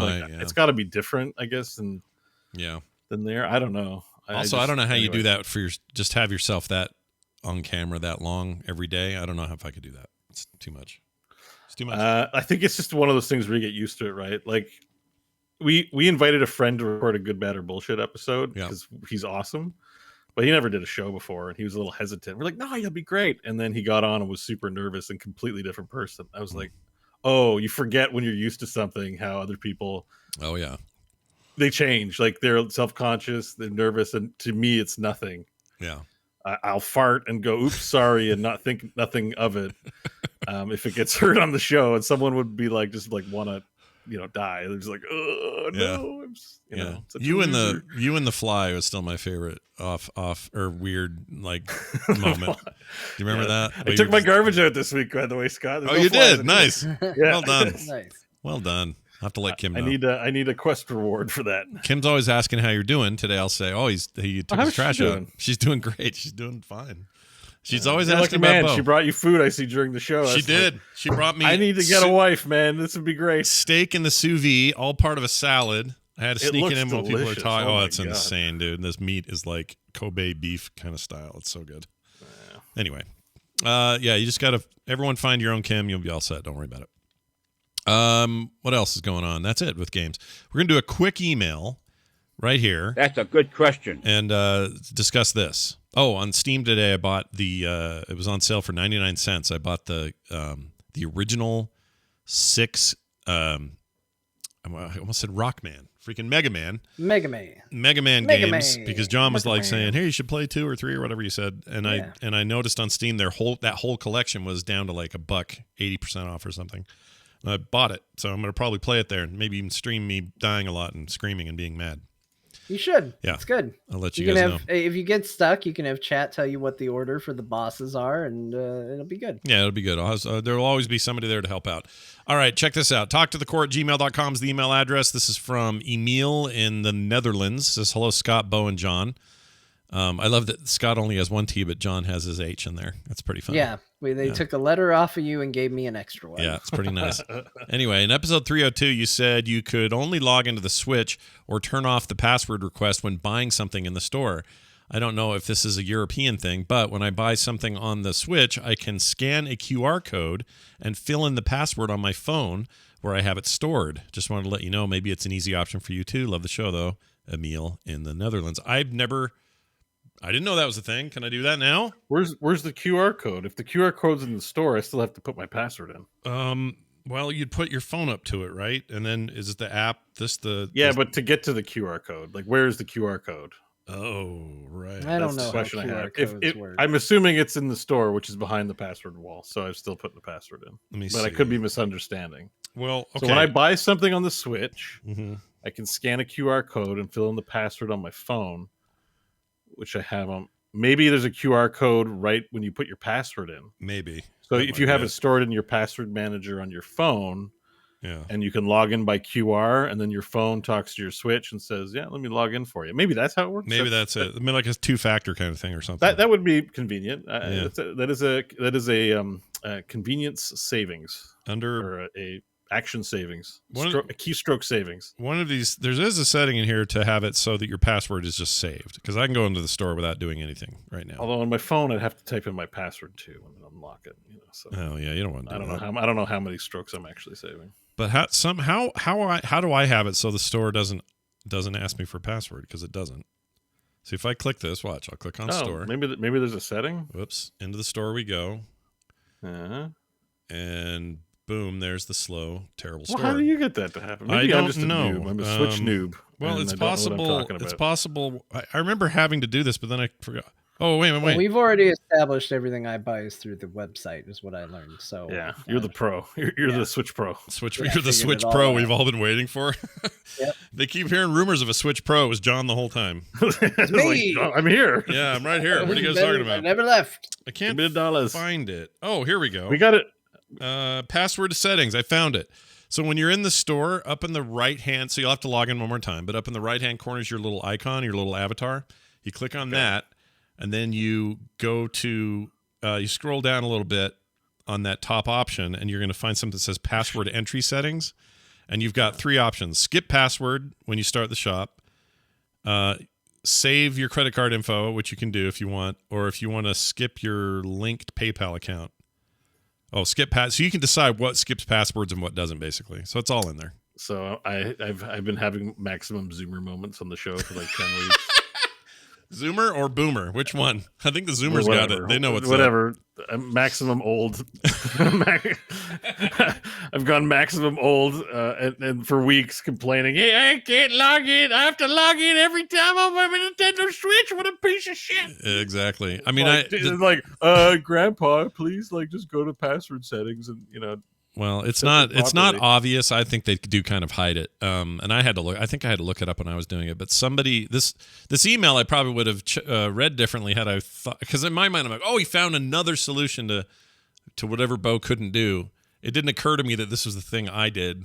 I'm gonna go. I wish I had my Switch now because I'd love to do it live on the show, but we're almost done. So yeah, and it is, by the way, it is designed to stop kids from buying shit that your parents don't like. Yeah, which would be great if in that scenario. Yeah, but you're not a kid. I think we should read this. Oh, sorry. Oh, no, go ahead. What are you going to say? I was going to say, I think we should read this next email. You skipped it last time. Oh, I can do it. Yeah. Let's do it real quick. All right, here we go. Do it real quick. Let's just do it quick. Here we go. Hi, Scott. Normally, I don't care when people mispronounce my name or Japanese on Core.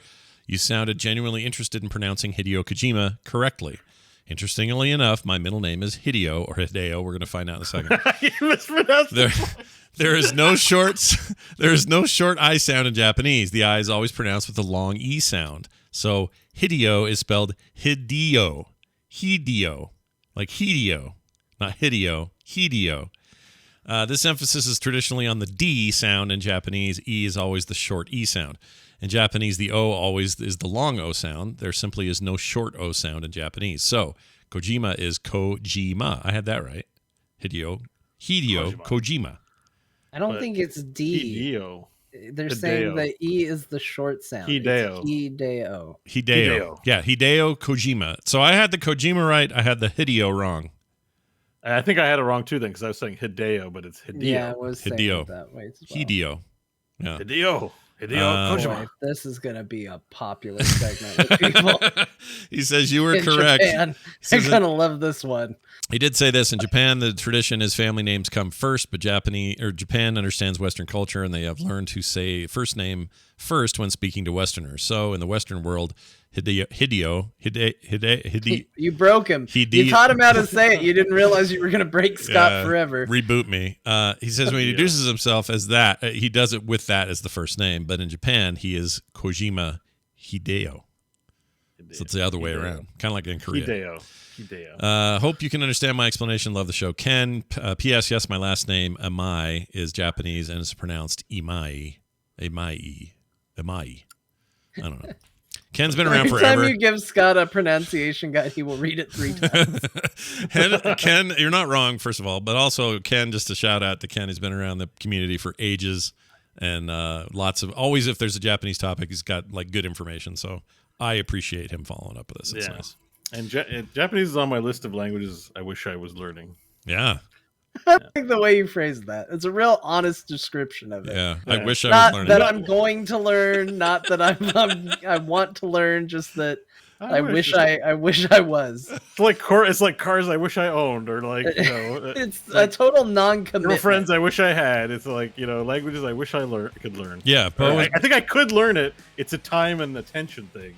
I'm pretty good with language. If you had a bucket list of languages, Japan's right up there. That's what you're saying. Yeah, Japan. Hungarian, German. Yeah. German would be fun, wouldn't it? German's great. I want to do German. I wish I could do German's German. Great. Like Hungarian. Well, they're both like also like family languages too. Yeah. Like because I'm German and Hungarian, but right. I've worked on those a little bit. Yeah. But I'm not fluent in them. But those would be on my list, and Japanese because I like watching anime. So hold on, if a old Hungarian guy busted into your apartment and started screaming about something, you could probably kind of make out what he needed. I'd say, and it's kicsit beszélek magyarul, and that would be like, I speak a little bit of Hungarian. Oh. Yeah, so I can say that. And he'd say, what did you call my mother? And then he'd try to kill you. Yeah. That's how that works. Because then he speaks English. Oh, yeah. Because he speaks English. Then he'll be like English and shit, and he'd kill you. I hate that in a movie, that trope where someone talks to somebody who they think is the native speaking that they're supposed to talk to, and then the person answers and says, I speak English, or they just say it in English. I hate that. I feel like they're jerking me around when they do that. I don't like that. That's a side note, everybody. Hope you enjoyed it. That's going to do it for the show. We're done. And a reminder, we are the whole thing paid for by you, honestly, in your good graces over at patreon.com/core show. Even $1 would help. And for those that do, you guys are already awesome and you know it. But if you haven't, consider it. It's real easy to do. And if you love the show, well, it's how we can keep it on the air. Patreon.com/core show.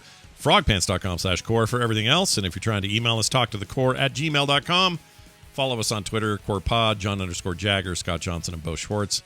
And we often tell people when we're streaming there as well. So catch our streams. They're good stuff.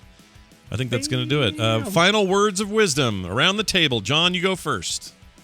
Well, I'm just going to give words of wisdom my wife sent to me during the stream today that made a lot more sense after I got the images that accompanied them. But without context, she said, egg is now in many places. Good thing the suction on the bowl is solid. Wow. Okay. I feel like I've learned something I didn't expect to learn. They're words. Yeah. Not sure about the wise wisdom part. Yeah. Made a lot more sense when it came with a picture of my son eating out of a bowl for the first time a bunch of scrambled eggs. Yeah. That always makes more sense. And then I was like, oh, okay, so the bowl that's supposed to suction to the table, it worked, and there's now egg everywhere. Great. Fantastic. Bo, how would you follow that up with your own wisdom today? My words of wisdom are, if you like Ryu's dong, put an Elden Ring on it. Oh, look at that. That's really good. Oh, you should have put an Elden Ring on it is going to be our title tonight. That's very good. I won't mention the penis, though. I'm not going to bring the penis up. No, they'll know. They'll know. That's it for us. Thank you all out there. Go grab yourself a bad logo from Adobe.com, and we'll see you all next week.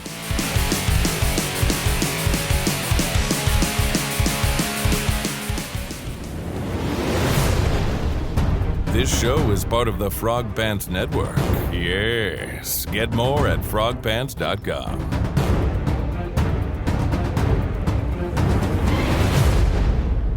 Wesker. Wesker. Wesker. Wesker.